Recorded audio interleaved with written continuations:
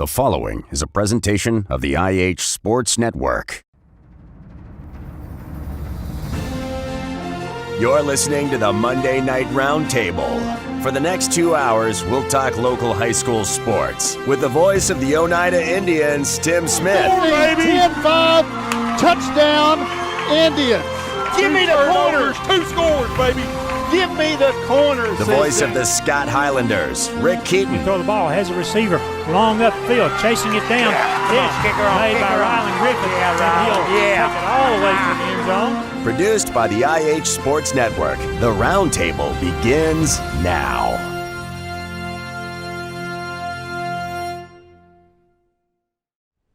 Good Monday evening, everybody, and welcome to the Roundtable on the IH Sports Network. We are live from the C. Michael A. Technology Center in Helenwood. We will be here for the next 2 hours alongside of the voice of the Indians, Tim Smith, voice of the Highlanders, Rick Keaton. I'm Ben Garrett. Thank you for joining us. Thank you to Greg Bond, to Leetta Boyd, all the staff here at the Technology Center for Scott County School System for their hospitality. We've got Baby J's Pizza, and we invite you to stop by if you're in the area and join us. We will be here, as I said, until 8 o'clock. We're going to talk soccer. We're going to talk football. We're going to talk band. Guys, as always, let's start with what happened Friday night. Of course, just one game on Friday night. And Tim, it's good to have you back with us. I don't know if you watched last week on the road. Probably not, and I don't blame you. No, it was a struggle. I got everybody's name wrong in the room, except my own, and I might have messed that up. Oneida on Friday night, we've been calling these kids, I've been calling these kids the comeback kids. Maybe it's just time to call them the second half squad, because week after week, whatever they're saying at halftime is working. They get it going in the second half. They did that again on Friday night against Greenback. They did. It was some people would say a slow start. I mean, there's different ways to say it. You can say it a nice way or a harsh way, but it is what it is. Oneida, we talked about it in the first of the pregame on Friday night. The Indians, to this point, through 6 games this year, have 7 first quarter points. So, it was a very good performance by the Indians once they got going. Once they, in that second quarter, got some momentum. The defense has been steady and has allowed that to happen through the last few games with Polk County. They've kept it close so that the offense could kick in late and get things going. But Coach May kind of alluded to it in the post game. I think one thing he was quick to say is, first of all, with Greenback, this is a good opponent, and but they weren't fully staffed either on Friday night. They had a backup quarterback playing. They're very thin, even for a single A school. It's kind of low on the numbers for Greenback, and I think that's something that showed in the second half with the Cherokees. They kind of ran out of some steam.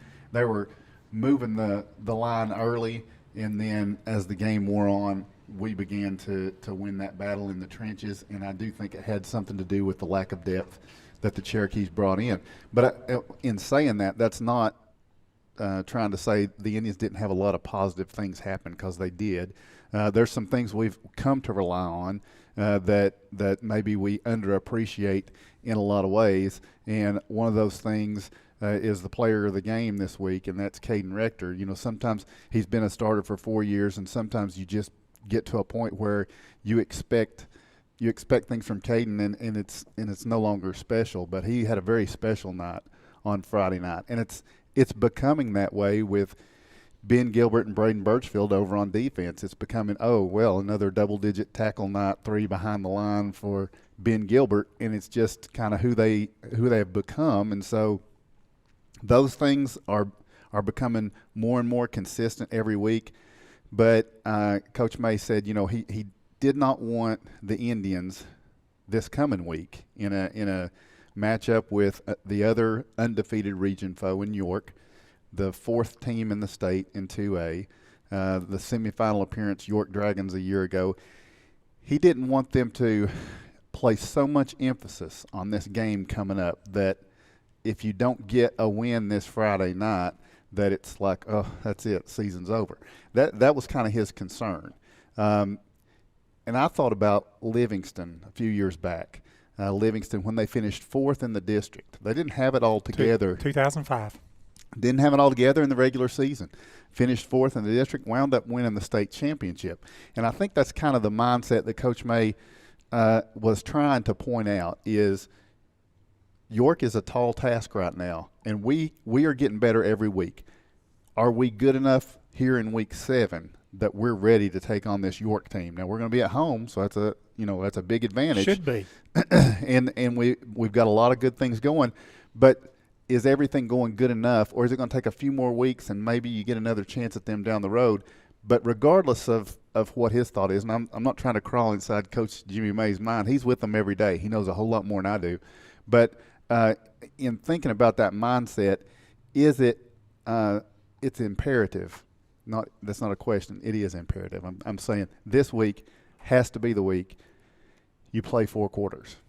And that means the offense got to be clicking from quarter number 1. The defense has to be what it has been. The offense has to be consistent. And you give yourself a chance.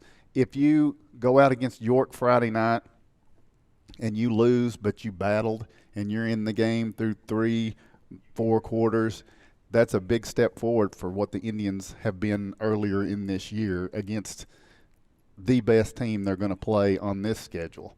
We talked about it when we did the season preview, and we had them rank what's the most likely win for the Indians, and then take it all the way down. What's the least likely win for the Indians? That's what York was in most people's estimation. This was the hardest game. So, it's a big task this week. It was a great performance in that second half against Greenback, and they began to build good things. So it's going to take that complete effort, though. Going forward on this Friday night. But you can come away – you don't have to come away with a win. But if you compete with this team right now, then you keep getting better every week like they have been, and you can compete with them down the road. Not to say that you couldn't come up with an upset this week too. 2 years ago, Monterey came up here, and it looked like, well, if you can just hang with the Monterey Wildcats, then that'll be a good thing, and the Indians wind up beating them. Fell later to Rockwood. And let's not forget, Oneida went to Jamestown last year against the same York team with a lot of these same players, and it was a game. For most of the night, it was a game. Rick, you guys talking about the Livingston team from 2005 that wound up winning the state championship. Do you remember how Livingston snuck into the playoffs that year? Yeah, they beat the Highlanders. Yeah, they did. They did do that. And then it came down to Scott versus Anderson County for the 4th place seed. Controversial spot at the end of the game, and the referee spotted the ball about a yard short, it looked like, to all of us. And so Anderson County won the game. Livingston snuck in as a 4 seed, and they go and win a state championship. And they won 5 in a row. It was certainly incredible. It goes back to that stat I had at the beginning of the year. Since 2001, there have been 21 of the 22 state championship winners from the district that we have been in, or region, with that team that year. 21 out of 22 years have at least been in the championship game or won the state championship game. Actually, I think they won 19 of those 21 championship games that they were in. And that doesn't count Alcoa, who won about 6 straight AA championship games during that early part of that 2000 to 2004 to 2008 or 10 range right there too.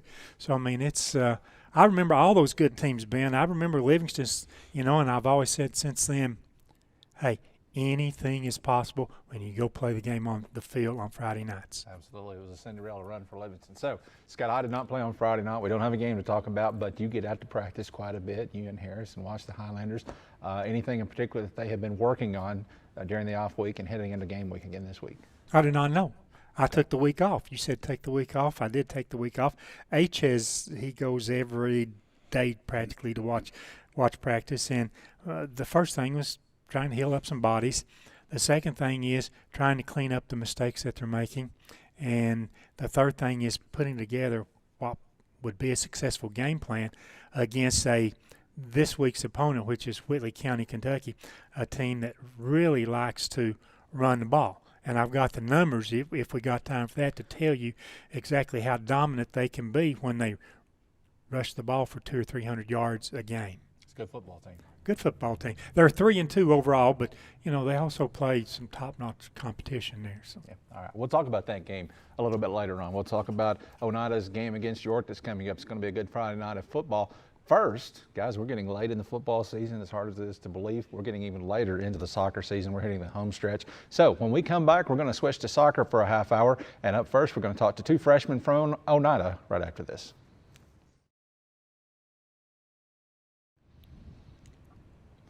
Welcome back to the Roundtable on the IH Sports Network. We are live from the C. Michael Lay Technology Center in Helenwood, and as we start with soccer tonight, we are joined by two freshmen from Oneida that are playing big roles for the Lady Indians this season. We've got Avery Rector and we've got Ashlyn Douglas. And guys, let me just say, first off, I got both of those names out without messing them up. I'm off to a good start. Don't want to jinx myself, knock on wood. All right, we're going to talk about the roles that you guys are playing. Thank you for being here, by the way, first of all. We've had a lot of Rectors, Avery, on the show this year. We've had Caden. We're going to have Caden again tonight. We had Briley here making picks. We had Eli here last week talking about the student section. And I don't know if you watched Eli or not, but when Eli was here, I asked him, who is the best rector that we're going to have on the show? Who is the best spoken rector? And you know what he said? His first comment was, it definitely will not be Avery because she's shy. Here's your opportunity to prove him wrong. You're not going to do it, are you? Maybe. Okay. So When given the I'm proper sure she opportunity. will. she well, let me give you that Yeah. opportunity, Avery. You have stepped in as a freshman. You're playing a big role for Oneida this season. You guys are having a lot of success. Talk about the role that you are playing on that team, including the position that you're playing on the field. Well, I'm just playing the forward position with Julian, and I don't know. I guess at first it was like really hard to get used to it, but to like the high school game and the speed of the game. But it's a little easy now. So you were a key part of the middle school Lady Indians last season, and this year you move up, and that's what everybody always says. The hardest thing about high school is getting used to the speed of the game. It's so much different between middle school and high school. So did you see yourself stepping in as a freshman and playing right away? No, I didn't. So how have you embraced that role? I mean, you're on the field and doing well. I guess I have to do it, like try hard, I guess, because I'm a freshman, so it's easy. All right, and Ashlyn, you are also playing a big role as a freshman, and nobody, I think, comes in and says, I don't want to play as a freshman, I want to wait till I'm a sophomore or a junior or whatever, but sometimes it can be intimidating to step out there as a freshman. Obviously, both of you guys have really taken that role on and done well. Talk about it from your standpoint, and talk about also where you're playing on the field. I'm playing wing mid with Emily, and I think it's like really different just because it's very more fast-paced and aggressive, but I think we both have like got used to it and improved with time. Now, you're wearing number 16, and obviously that is your sister's number, Aaliyah Douglas, for those who might not know. I'm guessing that's by design, right? I mean, that just didn't happen. So does Aaliyah give you any advice on what you need to do to put yourself in a better position to score? She was a pretty good scorer for Oneida for 4 years. Not really. I mean, she just told me to do my best and play hard every game just to earn my spot and prove that I'm good enough. So while we're on the subject, give us a quick update. She's at Carson Newman now, and she's in the middle of her first season at the college level. How's she doing? Pretty good. She gets some playing time. She's excited about it. How many goals has she scored so far? None. Okay, well, she'll get there. Yeah. All right. So who was your middle school coach? Julie Douglas and Christy Dunlap. Julie Douglas and Christy Dunlap. You know Julie Douglas? Mm-hmm. Yeah, familiar person. So what's the biggest difference going from Julie and Christy to Coach Newport? Well, I don't really know, but Is he more demanding, or is it? Yeah, he's a little louder. a little louder. Yeah, I than think that's Julie and fair. Christy. Yeah. I guess he tells us like, demanding a little more. Yeah. And you said you were surprised that you were playing as much as you were this year, and so your playing offense mostly? Yeah. Right? And so, I know I've listened through the year. I've tried to learn a little bit about the soccer, but I know that there's some folks that were playing offense, some of the older players that have stepped back to play defense, and they're letting you guys do that. Who's some of the older players that have been good to you, been good about the change and adding you into the lineup and have just welcomed you in? Allie was up there before that. She welcomed me in because she went back there, and then Rory and basically all of them. Yeah. Yeah. A real team family atmosphere. Mhm. So now, speaking of family atmosphere, you go from your mom's one of your coaches to Coach Newport. What's the difference for you been like? I don't know. It's more like, I agree with Avery. It's more of like a louder, like, I don't really know. I guess demanding. I don't really know how to describe it. But, yeah, it's a lot different than it was. So now, did you win a lot at the middle school level? Yeah, I would say so. Was was it weird having your mother be the coach, or was Yeah. it just Yeah. Did she coach you any before middle school, like in ASO soccer or whatever? I don't think so. Maybe like one team or something like that. What about the differences in her and Coach Dunlap? I don't really know. Christy's like really quiet. My mom will tell you like straight up, I feel like. Yeah, But yeah, I feel like Christy's really quiet and like kind of off to a herself. little bit kinder about that. Did you know Christy had a nickname when she played basketball in high school? Has anybody ever told you all that? No. You know what they called her? Grandma. This is the truth. You need to come on the Legends, Christy, by the way. Also, and so now, who is the team now in your district region that is the team you have to get past? Have you already gotten past them? Who's the toughest ahead? I feel like Kingston is our I biggest. think Kingston too. What makes them so good? Well, I've only played them once, so I don't really know, and it was in the Scott High thing. Okay. But when we did play them, they were really good. They had good Mhm. forwards and stuff. Yeah. What did that game count in the district standings? It was No. just a friendly, right? Yeah. Okay. So, Tim touched on it. Huge week for you guys for a night of soccer. You've got 2 district games. You got Rockwood first tomorrow night. That game is at home, right? 6:30 start time. Yeah. I think so. Yeah, 6:30 start time, and then on Thursday you go down on the river and face Kingston. And right now, you guys are sitting atop the district standings with Kingston. You mentioned that they got you in the preseason play day. I will tell you guys, Kingston fell to Anderson County last week, so it's not like that you guys are seeing something you haven't seen already. You guys have already faced Anderson County. So, what do you feel? What's your mindset going into these 2 big district games this week? I guess we're just gonna have to really try to win so we can get to the district or whatever. But since they're really good, so I think we just need to try. How about it?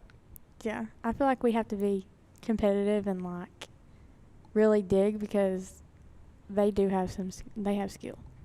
Yeah, and I think, of course, in soccer, unlike basketball, we're 4 teams advance. Soccer's like baseball and softball, only the top 2 in the district advance. Now, here's the thing. You guys have already established yourself as a clear number 1 or number 2, so you're probably going on to the region tournament no matter what, as long as you take care of your business in the district tournament. But here's the thing. If you went on Thursday night, you get to host that district game against Kingston. If you were to meet them again in the postseason, how big would that be to get to play that postseason tournament at home? That'd be good. I like home games way better than away games, so I think it would be good. And tomorrow night is one of those home games. Not many of those left this season, just a couple left. And tomorrow night is an opportunity for folks that may not have gotten out to see the Lady Indians yet this season. It's an opportunity for them to get out and see you play tomorrow night.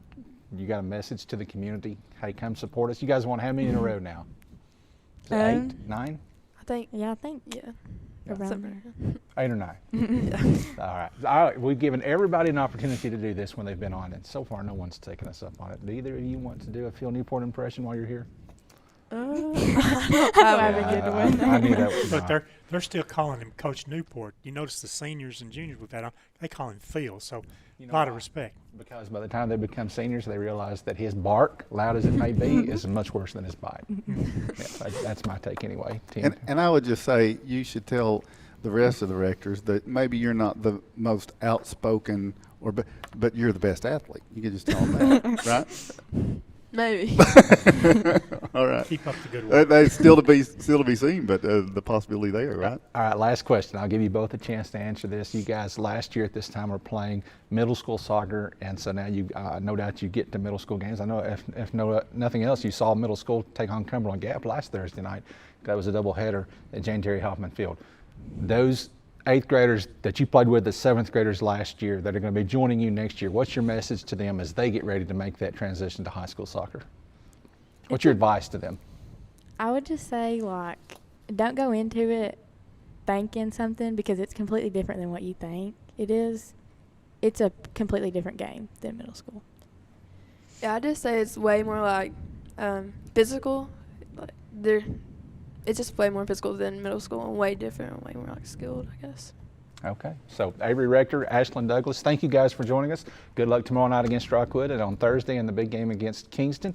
We'll take a break. When we come back, we'll talk Scott High soccer right after this.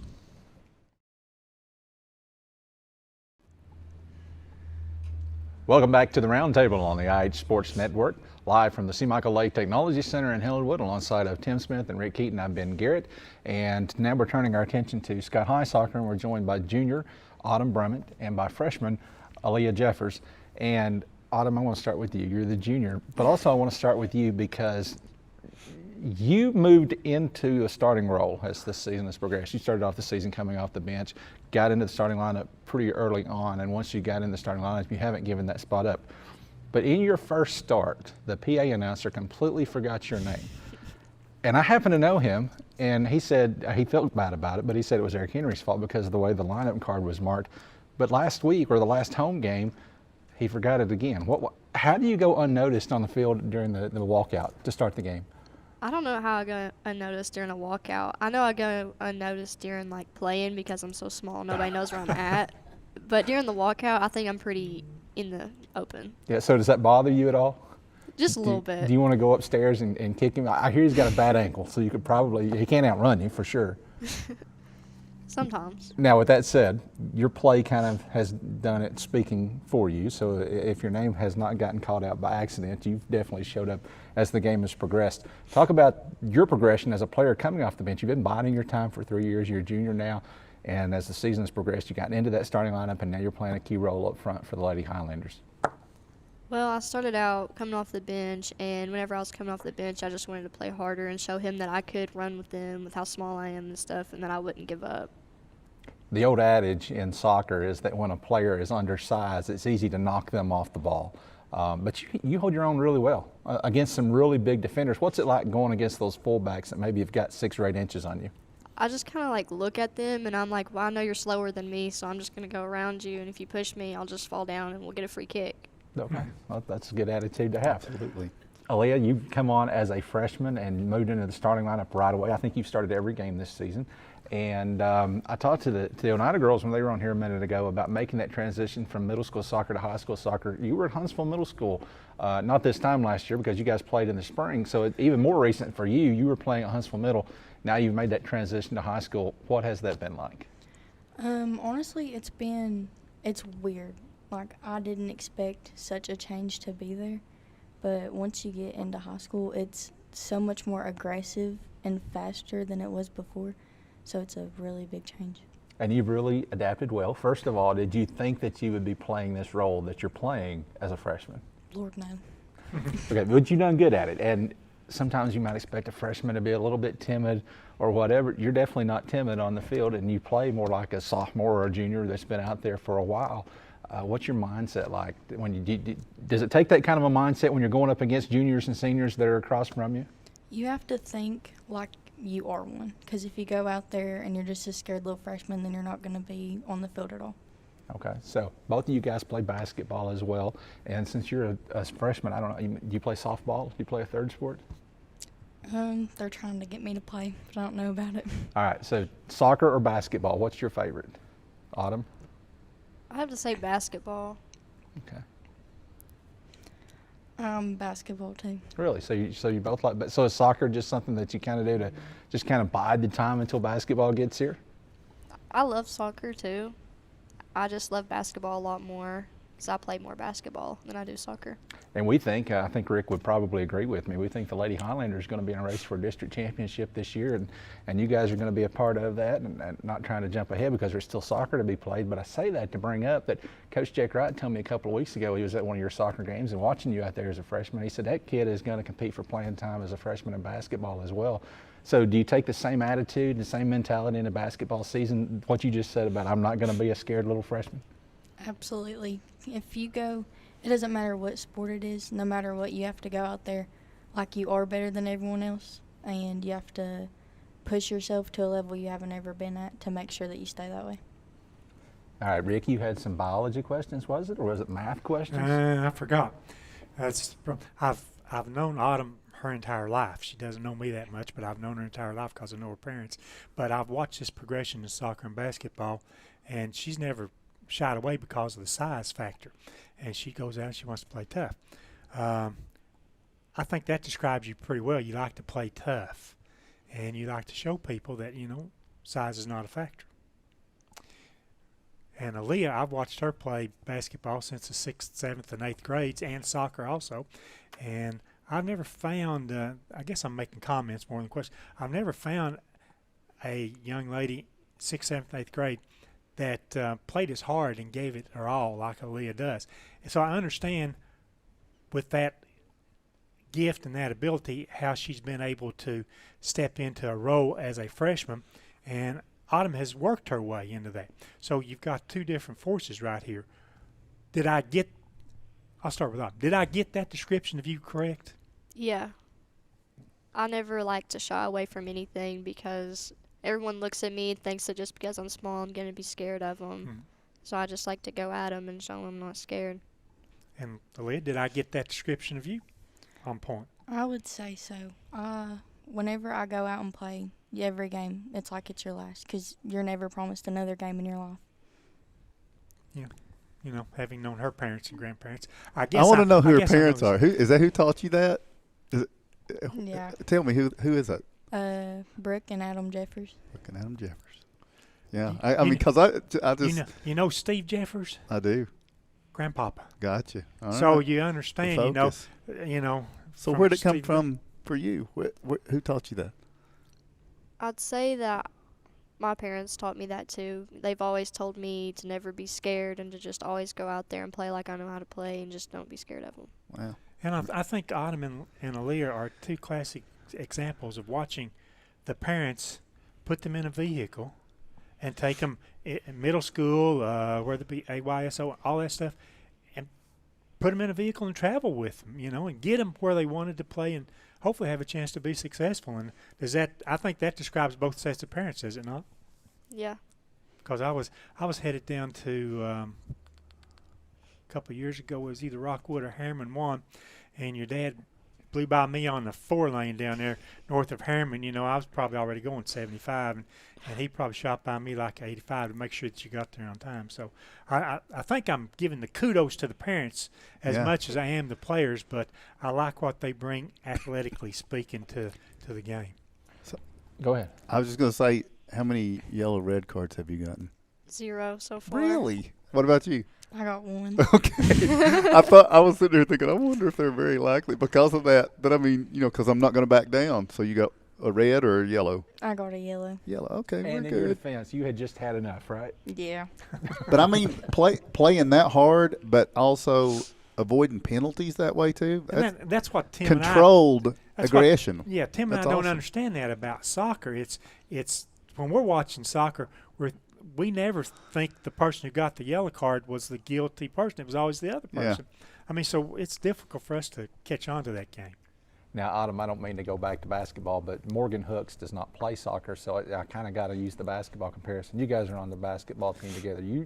You brought up how undersized you were. I didn't want to make that. I wasn't going to go there. But since you talked about how small you are, did you ever get compared to Morgan, the hefty lefty Hooks? Because I confuse you guys all the time. You did on a post you made during softball season last year. Mm-hmm. You posted a picture of her batting. Got to do better. But it is me. Yeah, I think your mom maybe corrected me on that, or maybe it was Leetta Boyd. Somebody called me out on it. So okay, we're gonna work on that. I promise we're gonna work on that. All right, guys, big soccer week for the Lady Highlanders. First of all, let me ask you, Aaliyah. You guys had last week off. Was that good to get a break, or do you kind of miss it not playing? Last week, I had to take the entire week off, so I didn't even get to practice. And as soon as I came back today, I was ready to bust Tiny, and I was sick of sitting there. So it was a good week to have off for you, and so you're healthy now. You're 100% ready to go. Yeah. All right. So you guys are back in action. It starts tomorrow night. We talked about Oneida going down to Kingston on Thursday. You guys are going down first tomorrow night to kind of loosen up Kingston and get them ready. Non-district game for you guys against Kingston, but it's still a big rivalry because if you're at Scott High, you want to beat Kingston, Rick, and no matter what you play, if it's hopscotch or whatever, if you're playing Kingston, you want to get the win. Tell us the kickoff time tomorrow night. 6:15. 6:15, and then on Thursday, you're on the road again, going to Cumberland Gap. That game 6:30. Am I correct? So you guys started off the season really strong. Hit a little bit of a skid before this week off, and now coming out of this week off, do you feel like you're refocused and ready to take on what's going to be a tough schedule the rest of the way? I feel like we needed our week off before these big matches this week because we were all tired, we were all sore because we've been getting just thrown around everywhere in games and nothing's been done about it. That's a good point. I'm glad you It brought is. that up too. I feel like people don't appreciate how brutal the district is that you guys play in. You guys got a win already over Union County. They were a defending district champion. This was a reclassification year, so Union County moved in. You also moved in Gibbs, which you've yet to play. They were a defending district champion from last year. You've already played Anderson County. They were a defending district champion. That may be the first time in the history of Tennessee high school soccer that you've had 3 district champions from the year before, all in the same district. Talk about what the schedule has been like to this point and going forward. The games we've played so far have been so aggressive. I feel like I get targeted every game. I get through a round, and that's going from middle school where you barely get touched to now you get ripped to the ground. It's wild, and I don't expect nothing less from what we got coming up. So you think Kingston's going to be another aggressive game? Oh, yeah. So how do you guys feel about the rivalry now? You're freshmen, so you haven't played Kingston in a high school sport yet. You're a junior. You've been around the block a time or two. You've been there long enough to realize that Scott High and Kingston don't like each other very much. Yeah, we don't like each other very much. During the basketball game, it got really heated, and we only won by, 1 point? Mm-hmm. But it was a really heated game. It was really rough, and that's how it is in soccer, too. With the golden goal last year, that was a really good moment against them. Yeah, it was an upset win for the Lady Highlanders to come out in second place in the district standings. All right, so you guys have got Kingston tomorrow night. That's on the road. Cumberland Gap Thursday night. That's on the road. Autumn Brummett and Aaliyah Jeffers, thank you guys for joining us. Good luck in both of the games this week and the rest of the season to come. Only about 5 games left. We're going to take another break, and when we return, we're going to turn back to Oneida football on the roundtable.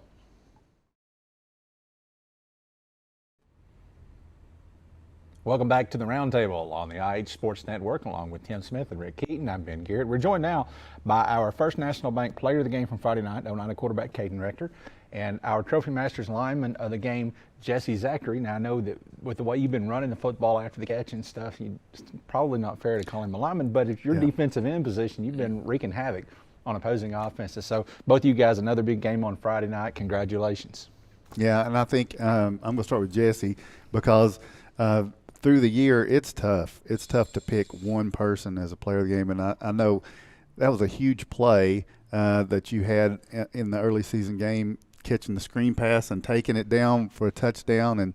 And every week we regret there's somebody that we're having to leave out, but you've made so many plays at the running game, receiving, and now, but you're here as a lineman because of the havoc you created on Friday night. So talk a little bit about the improvement of the defense, because the defense has been pretty good, but it just seems to improve, and the pressure and what's going on with you guys each week. Well, we've really just tried to figure out and try to really learn how to read our keys, and every position, everybody do their job, because it'll all come together if everybody does their thing and nobody just tries to be a show out player for themselves. If you come together as a team, you play hard and things will work out for you. What's Coach Mark Martin like to play for? What is he as a coach, as a defensive coach for you? What is different about him? What do you mean by that? Just what is it that helps him to communicate what he wants from you guys? Well, he really comes to everybody individually and talks to our position groups, like what he wants out of us and what he wants to see, and he'll show it on film and everything else, and he just sets it out for us what he wants to see and what we should do. Okay. Does he set certain marks that he wants you to do each week, like certain goals? Yeah. Yeah, we have certain things every week. Of course, every team's different in their play style of offense. So we kind of just game plan on that, and he talks to us about that stuff. All right, Caden. So we talked about it in the opening for Oneida. It's a big week, York. And Coach May, in the post game last week, he was kind of downplaying it just a little bit, and I understand what he's saying. We talked about that. This is not a must-win game for Oneida. I mean, it's a game that I know you want to win badly. I know you do. But he didn't want everybody to put all the eggs in the basket. It has to happen this week, because just an improvement, a step forward. This is such a good team. It's an undefeated team. It's a team that's ranked in the top 5 in the state. It's a team that went to the Final Four last year. So you don't have to be at a place where you beat them now, as long as you're at a place where you can beat them later on, and the improvements are made. What? And here's my question. So I walked all around it. We said at the beginning, Oneida scored 7 points in the first quarter. What this week can the offense do to make sure we get some scoring early? Well, we gotta come out ready to run the ball. If we get our run game going, at the beginning of the game, then we'll be able to open up the pass, more options for him to run it, me to run it, throw it, just spread out the ball. And if we can do that against them, then we should be able to score earlier. And we just gotta play a complete full quarters, 4 quarters. If we want to win, which we all do, because it's a region game, of course, we're gonna have to play a full game at the best we can. Right. No margin for error against this bunch, right? No. So talk about, at least we're playing this team now here in week 7, and you've had 6 weeks to watch your offensive line. They've improved along the way. Talk about the improvement they've made that's helped you out. Well, each week they get better and better. They keep on getting stronger. They're getting better at knowing who to block and what to do on each play. Because at the beginning of the year, they were struggling knowing which lineman to block and which linebacker to block. But now they're getting the hang of it, and they're starting to wear down on people because we're pretty good in shape. So our line can kind of wear down on people the whole game, and it just tires out the defense, and it makes it a lot easier to do things on offense. Talk about, too, the last couple of weeks, especially this past week. I don't think anybody had more than 1 reception this last week. Is that right? Were all your completions to a different person each time, or did Landon maybe have 2? Levi had 2, I think. Levi had 2. Yeah. Okay, but you're spreading the ball around using every area of the field. Yeah. And is that something you've focused on? That's something you want to do to make it tougher on the defense, or what's your thought there? Well, yeah. If everybody can get open and catch the ball, that means more targets, harder to cover just one guy. They can't key on someone. So we can spread the ball out more. We can have more options because just about every receiver is good enough to make a play after the catch. Mm-hmm. So if we can just start spreading the ball out more, then it'll just be hard for defenses to cover us. All right. So, Jesse, I'm going to ask you this because you're a sophomore. People say, "It's a sophomore." I mean, I'm in the booth before the game. They're singing you out in the number 5. And do you feel pressure because people look at you and say, "Oh, he's so big," and have a lot of expectations out of you? Does that put pressure on you, or do you feel like that's motivational, or what do you even think about it? I don't really think about it too much. I mean, I'm pretty relaxed when I go out on the field and stuff like that, especially after the first player. So I'm pretty calm. But I just look at it as I've got more time obviously down the road, but I want to count every rep that I can and make it the best I can. Yeah. And play as hard as I can.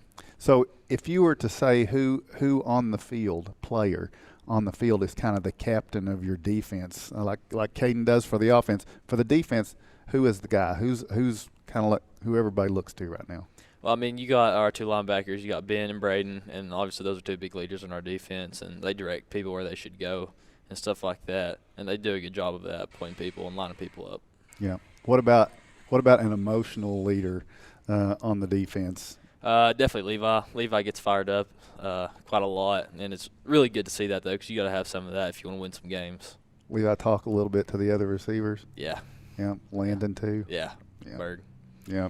All right. So they talk a little bit to you too, right? I'm open. We talked about this earlier. You said Josh Cole was the worst to do that, but Josh has made some big plays since then, right? Polk County, he had a big game. Yeah, he did. He was just, it's kind of hard to see him. So he can get in places where other people doesn't notice him, and he'll be open the majority of the time. And he's really good at making people miss after he catches the ball. Mm-hmm. He can turn just a 5-yard out into a 15-yard gain just from making a couple moves.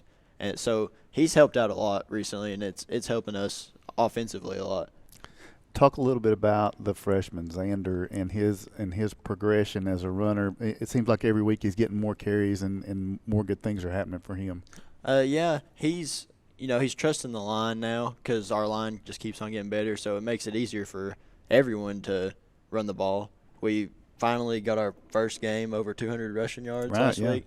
which is a big accomplishment because I don't really remember the last time we had over 200 rushing yards. Oh, no, It's been a while, It has. and that helps a lot because that means if we can run the ball, then they're going to key on that, and then we can pass it, and they'll have to key on that. Just, it spreads out the ball, and it makes it easier to run the offense. So, Jesse, tell me this. You play fair share of offense, running the football, and you play defense. Is there one you prefer over the other? I don't really know. I like defense because, you kind of just go out there and start hitting people. But offense, I like getting the ball too. I like to score touchdowns, obviously. So. Okay. And Yeah. so you've watched York a little bit this I week. You saw him last year and seen him this week. What's going to be the challenge to try to stop Coach Wright's Dragons this week? I feel like we're going to have to come in there and play as physical as we can because they're just coached like that, and they're all like that. They all got that mindset and mentality. So we're going to have to come in there and match that and even take it a little bit farther than they can. Do they remind you of any team you've played so far? I mean, they kind of almost remind me of Hampton a little bit last year. Okay. Kind of just a beat-down top team. If they get you where they want you, then they'll just keep going. They look pretty confident. Yeah. Yeah. Well, I mean, that's what undefeated will do for you. So what about it, Caden, on the offensive side, looking at that York defense, we don't want to give them advance about what you think you can attack. But, I mean, are you seeing vulnerabilities, things you can go after? Yeah, like I said, if we can come out and run the ball, that'll just make our offensive scheme a lot easier. So I hope that's what we plan on doing because if we do that and we just set the tone early, then we can find weak points and it'd make it easier for the offense. So a lot of times people will think that teams store stuff back through the season and wait and roll it out later at a time. To my experience, that doesn't happen a whole lot. Usually, if you got something you think's going to work, you don't hold it back. But do you have any, not specifics, but do you have some new things for this week that you've worked on? Or is it just sharpening up what you already had? He's talked to me about some things he wants to try, but it's until if we actually try it. I mean, I hope we do. It'll make it easier on us, but we'll find out Friday. Okay. Jesse, what about defensively? Is it just pretty much what you're staying disciplined with what you've done, or have you got some surprises? We've got some surprises, but can't go too much into detail about Don't those want you things. to. No, we don't want to do that. All right. So, how big do you feel like this game? You're a senior. I want your assessment. Across the time you've been playing quarterback for Oneida, I mean, how big is this game for you? It's pretty big, because if we do win and then we can finish out our region undefeated, this will be my first time ever winning a region title. But even if we do lose, there's still a chance that we could end up in a three-way tie like we did my sophomore year. Mm-hmm. So we just got to focus. We got to play every game like it's our last because, it could be for me. You never know. I've went down a few times, and Gabe stepped up and filled the role for me, but hopefully it doesn't happen again. Right. But, yeah, it's a big game, but, we got to worry about the rest of the games There's too. still more football to play. Yeah, I got you. So, Jesse, what do you feel like has been the best moment so far this year that you've felt as an Oneida Indian? Was there a play? Was there a certain win? Was there a certain time? Just it's like that was the best memory so far this year. I think Polk County was pretty good like that. We trailed for a long, long time, in that game, and we eventually came back and won it somehow. So. Yep, both sides of the football had to get it done in the last 1 minute. That was a pretty amazing performance. So, you guys got anything? Rick? Yeah, I want to ask. You've probably already named a couple of these players already, but through the course of the season, the first 6 games, who's came on? Who is some player on your team that maybe you didn't think would get much playing time in the beginning, but who's came on and helped you be either defensively or offensively to have the success that the team's had so far? Well, Xander, of course, because, he's a freshman. No one really knew if he was going to play a lot or not, but since TJ went down and then Caleb tore his shoulder out of place, it was just him and Jesse left, and he's filled the role pretty good. I mean, he's ran pretty much all over the defenses just like he did in middle school. And, I mean, he's getting it done, and that's helped us out a lot offensively. And also Tanner Buttram, he's helped a lot on defense because at the beginning of the year they almost had me playing safety, and I'm not much of a defensive guy. And he stepped in there, and he's filled it pretty good. I mean, he's done what he's supposed to, and it's helped us out a lot. Do you have anybody? Honestly, I would say Will King. Will's not played for too long, but he's made a lot of improvement from the time that he's been here. It's, as we know, it takes 11 on each side of the football. So there are people that maybe during the broadcast don't get their name called a lot, but you guys recognize them, and it's good to know that you do that. I have some pressing questions. These are very important. First, I've got a Jesse question for you, Caden. So I want to go back to the Rockwood game, the season opener, and that long touchdown that he cashed in there. And I'm watching him break that play down the sideline, and I thought, hey, I didn't know he was that quick. And I've rewatched it since then, and I don't think the Rockwood safety realized it because he was kind of like la-di-da, and then all of a sudden, holy smokes, he's going to beat me. Did you know he was that quick? You should have known. I mean, you're in practice with him every day. Yeah, he's always up there. Like when we're sprinting after practices and like on Mondays, all we do is run. He's always up there with me, Landon, Levi. He's right in line with us, so I always knew he's pretty quick, and he showed it on that play for sure. I didn't even expect him to get around the edge like that. I just seen him break like one tackle and stiff arm one guy, and then he was up the side. I was like, oh, dang. So, as a quarterback, how much do you like plays like that? Because you don't have to do anything. You just flip the ball out there, and then you get credit for an 81-yard touchdown. Well, yeah, the play wasn't even supposed to go to him. Like it was a middle screen, but he always swings out in case I need him, in case it's clogged up. I was like, Jesse, it looks like it's about to be clogged up, so you better be ready. He's like, all right, I got you. And he had me. He scored, and it kind of got us going in that game, and scored 2 more after that and kind of put them down. And that's helped a lot. Your play, your long touchdown run on Friday night against Greenback, I felt like that was kind of the backbreaker at that point in Greenback. And the way the defense was playing, their back was probably broken anyway, but that definitely did it. And you could just see it suck the energy out of Greenback. But that play started it started as a low snap that almost got away with you. A lot of quarterbacks in that situation would have panicked just a little bit.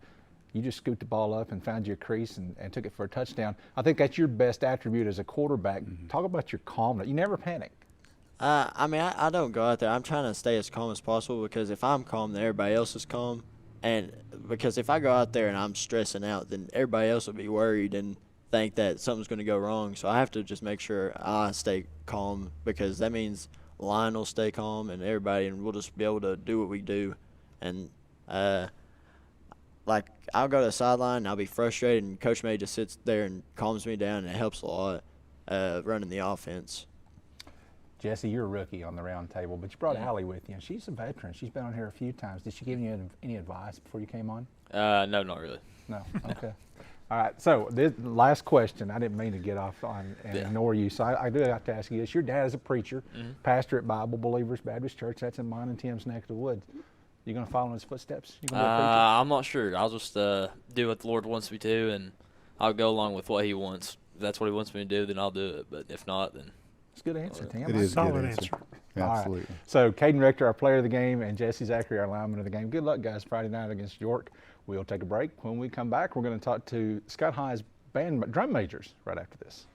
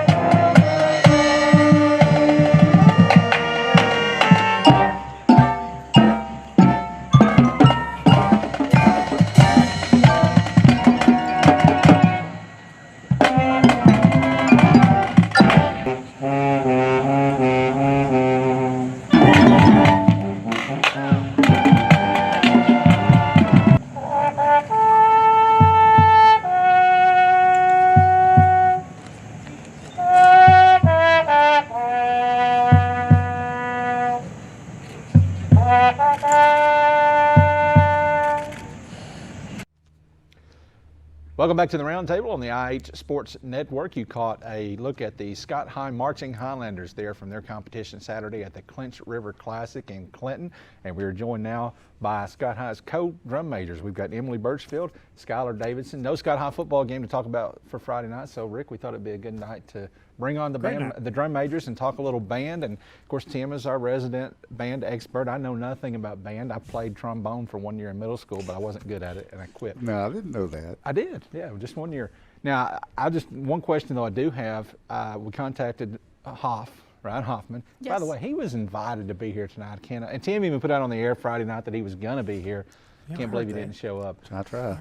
But I told him he needed to send his drum major, and he said, I've actually got 2 this year. Tell me how that came about. Why were there 2 drum majors? Well, all I can say is we both went after it, and we both had the equal amount of talent, and Hoffman saw the potential in both of us, and he chose both of us. Before I let Tim take off and grill you, and Rick, if he's got any questions too, the last time you guys performed at a football game would have been the last home game Scott High had, which was, Rick, you're going to have to refresh my memory, that would have been... Well, 2 Fridays ago. Yeah, at Kingston. It Yeah. was against Kingston. So you guys are doing the national anthem, Yes. and y'all probably don't remember when Ryan Hoffman took over the Scott High band program. You could really count the band members on both hands. Yeah. The band at Scott High has come so far with the work that he's put in and that all of you guys have put in. Rick and I were, during the national anthem, we both looked at each other, and Rick said it before I did, but I was thinking it too, probably the best that I've heard Scott High band play the national anthem in years. So I just want to give you guys kudos for the job that you have done. Y'all are sounding good. Thank you. Thank you. Well, and I think what is fair to say is it doesn't all happen at the high school level, because don't you have a pretty good middle school program in the middle school director that was at Birchfield, what's his name? Cole Hunt. Cole Hunt, absolutely. So he's building, the program's building from the middle school level, and that makes a big difference. Like I feel like we've had a lot of Fairview and Huntsville and Robbins kids coming this year, absolutely, and I think all the middle school directors there are doing a great job at bringing kids into high school, I think.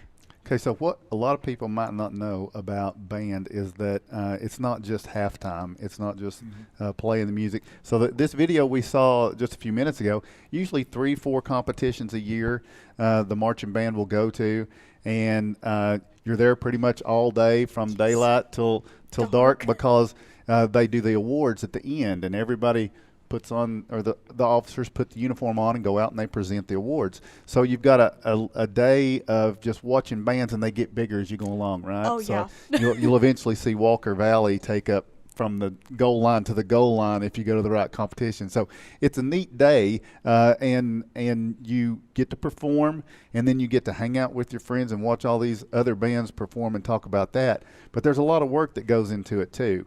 And I know that early in the year for the Oneida broadcast, we didn't show a lot of the band at halftime in those early games, because I used to be in the band, and I know those early games, that's kind of like preseason. And once you get to competition season, now you've got your show together. That's when you want to see the band and the halftime show. So you guys are getting it together now for competition. So this was the first one, right? This past Saturday? No. Second one? The second. Okay, so where have you been so far? Upper Cumberland. Okay, is that at Cumberland County High School. Mm-hmm. And how'd that go? The drum major score was a 2, and the rest of them were also a 2. Okay. Explain that to us, the score, how. So basically 1 is like the best you could go, and then from like 2, 3, and 4 is probably worst you can go, and 2 is about a medium. Yeah. Like it's pretty good. But I mean, there is obviously some things that can obviously do better. So it's just stuff you can fix on and work on.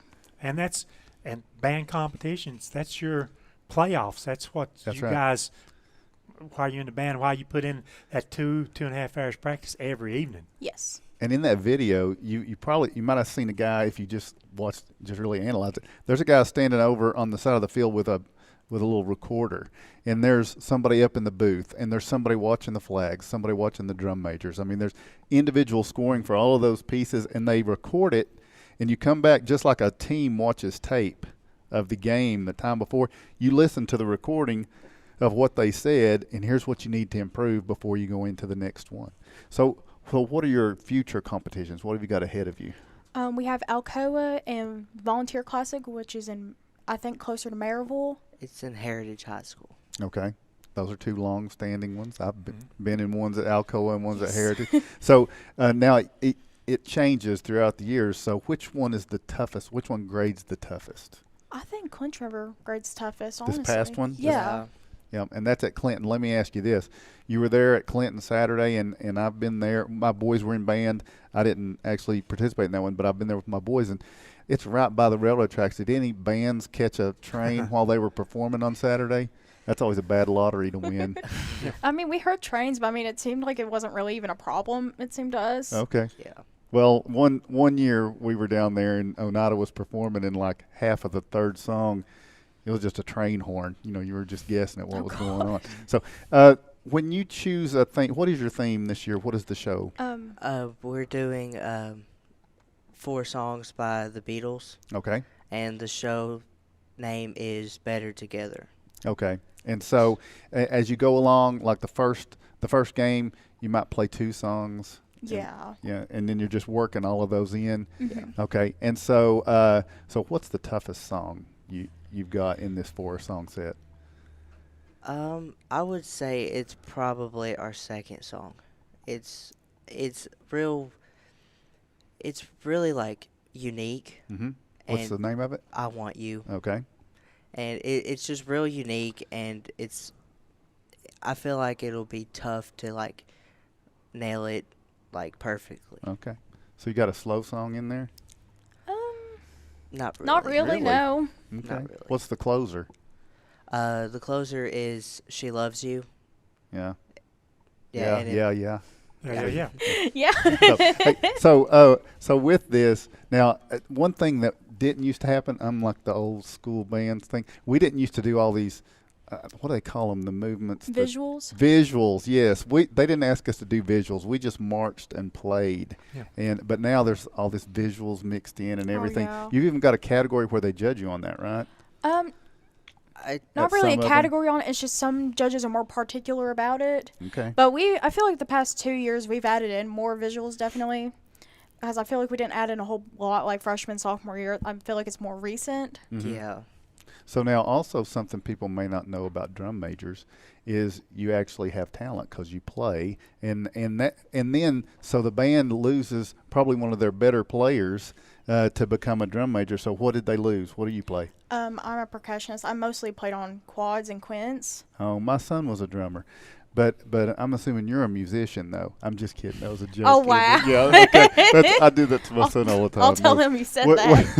What's your instrument? I play the tenor saxophone. Tenor saxophone. All right. Yeah. So they have to sacrifice not having you guys. What percussion did you work your way up through? Did you start bass drum and going up through? I kind of started like more auxiliary, like mallets and stuff like that my freshman year, but like probably towards Christmas parade and stuff like that, I started going into quads. Mm-hmm. And I played that up until this year.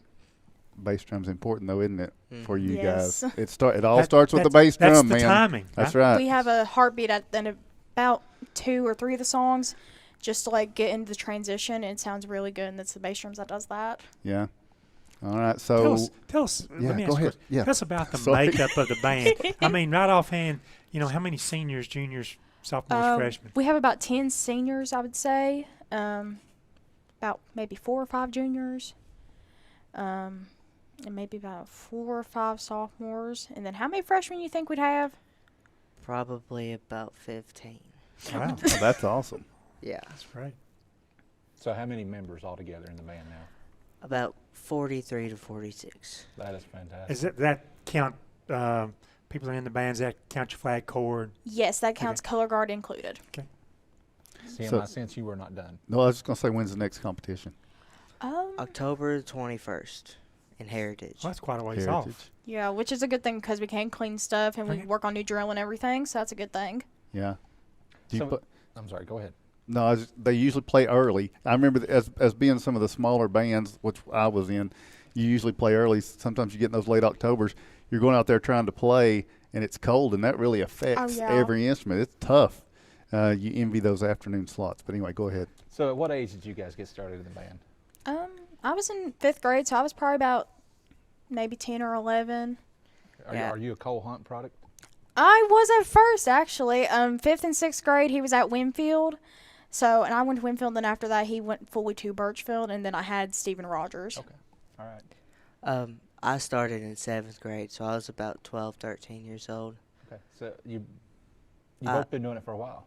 Yeah. Now, one thing that Tim has not told you, because he's so modest and everything, and you may not know this about Tim, or maybe you do. Tim was in the Pride of the Southland band at the University of Tennessee. So either of you guys got those aspirations of going on? I've done I've done in the spring the orange and white game. I got to do that with the Pride, and that was really cool. It was a lot, though. I will say that. Yes. Last year during the fall, I got to go up to University of the Cumberlands and do their band day, basically where we went and just played with the college band up there. It was really awesome there too. All right, so you guys have come so far as a program, just probably since you guys have been at the high school level, you come so far as a program. It's not all about numbers, and you all know that, because sometimes big bands aren't very good, and sometimes little bands are really, really good. But numbers is usually a good thing, and you guys playing the competition that Sky High faces during the football season, you see some really good bands. Kingston had a fantastic band. Went to Carter last year, and they had a fantastic band. I mean, bands will just blow you away. So what's your message to your fellow students at Scott High to get out and join the band? And if you're not playing the sport, football during the fall, get out and join the band. Even if you do play football, you got football players that play in the band. We got one regular marcher in the band, and then we have some that are in the class, and they do concert band with us. So I mean, you could definitely do more than one sport. And then past years we've had girls who did soccer, so they mix their time between fall soccer and stuff like that. And then my freshman, sophomore year, I played softball and did concert bands. I mean, it's definitely doable, I would say. So here's your opportunity. You've got an audience. You can recruit some new members to the band. What's your message to them? I say band is awesome. It's a place where you can have fun, express your ideas, express your feelings, and we will embrace you as family. That's a good answer. Yes. All right, so last thing. I'm a band fan. I don't know anything about band, but I'm a band fan because the whole Friday Night Lights atmosphere. If you don't have a band there, it just takes something away. Kind of like if you go to a basketball game and there's no PA announcer, it's just something different. It's like the atmosphere is dead in the gym. So you all are doing a great job. Enjoy watching you guys on Friday nights. I do have one request. My son and my daughter are seniors this year. It's our last basketball season. Can we get them a pep band at Highlander home games this year? We are very much trying on that. Yeah. It's just definitely on if we get enough people to do it, and if Hoffman's free that night and all that. Yeah, let's pass this along to the Hofster. Well, if he's watching, he can hear it. Yeah, so. Dr. Hoff, let's bring him in on board. All right, guys. Skylar Davidson and Emily Birchfield, thank you all for joining us, and good luck in your competitions the rest of the way this fall. Thank you. We'll take a break, and when we come back, we're going to be joined by cheerleaders as we make this week's picks.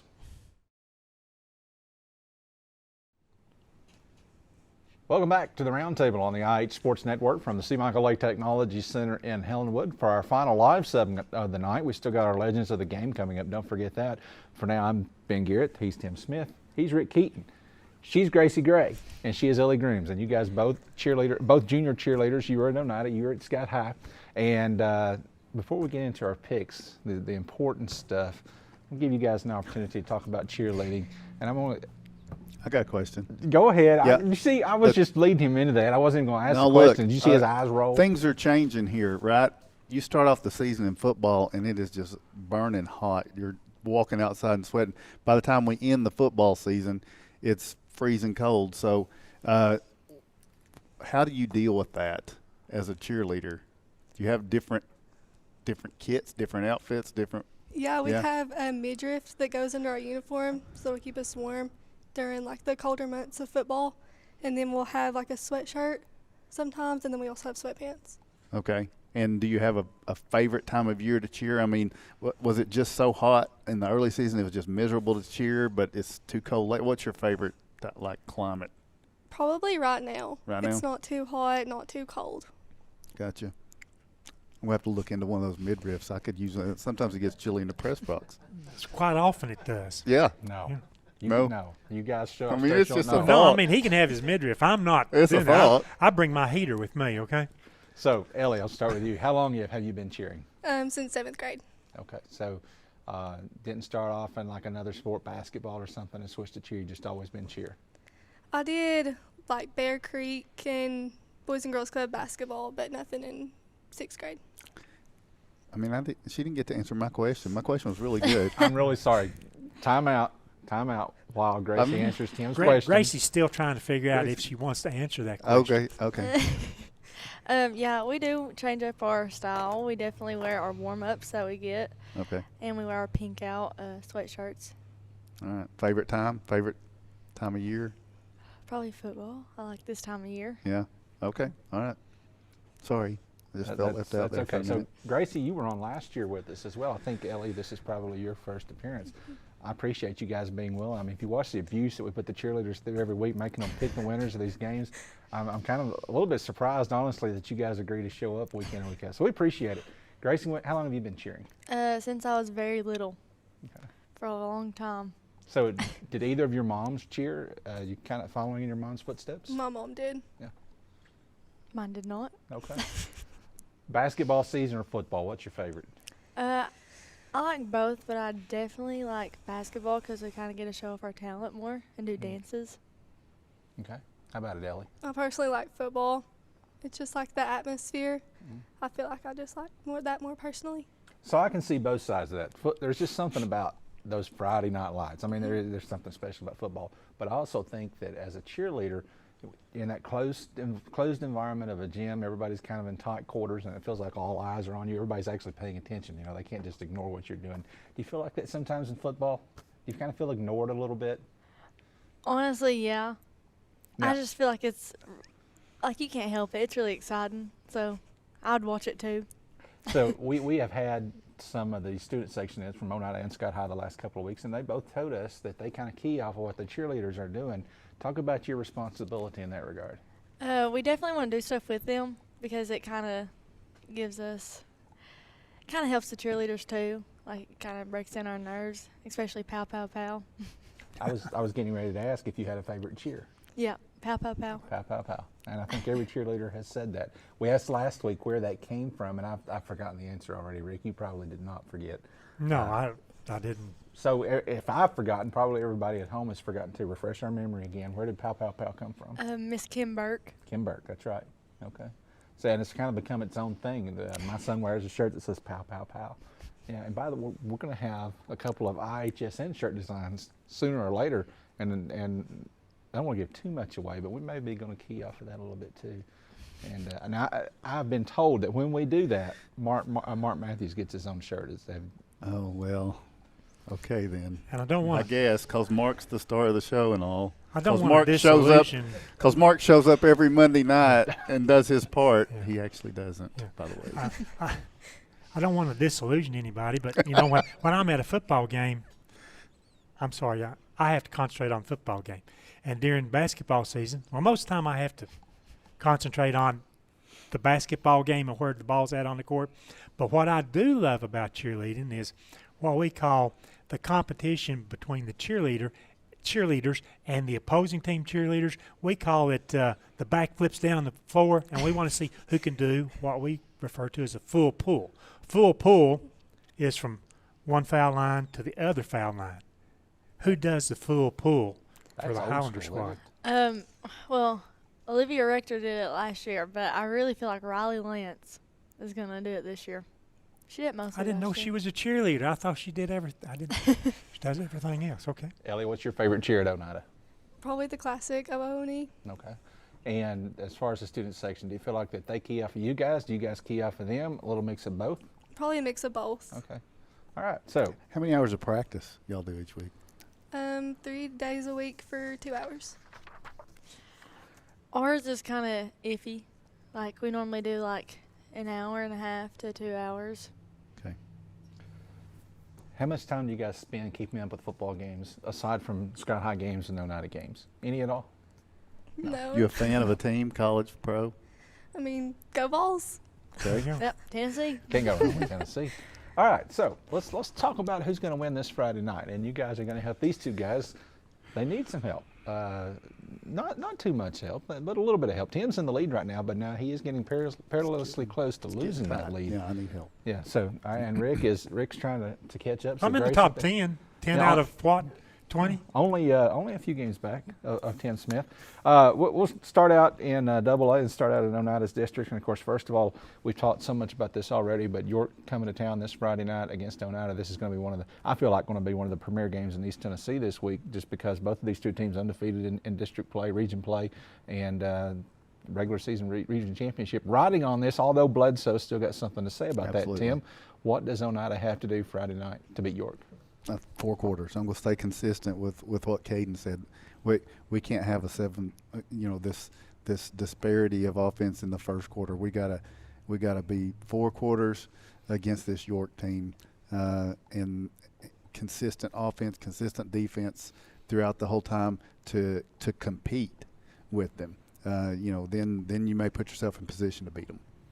Ellie, York is 5-1. Oneida's 5-1. Both are 2-0 in region play and undefeated. Who's going to come out on top on Friday night?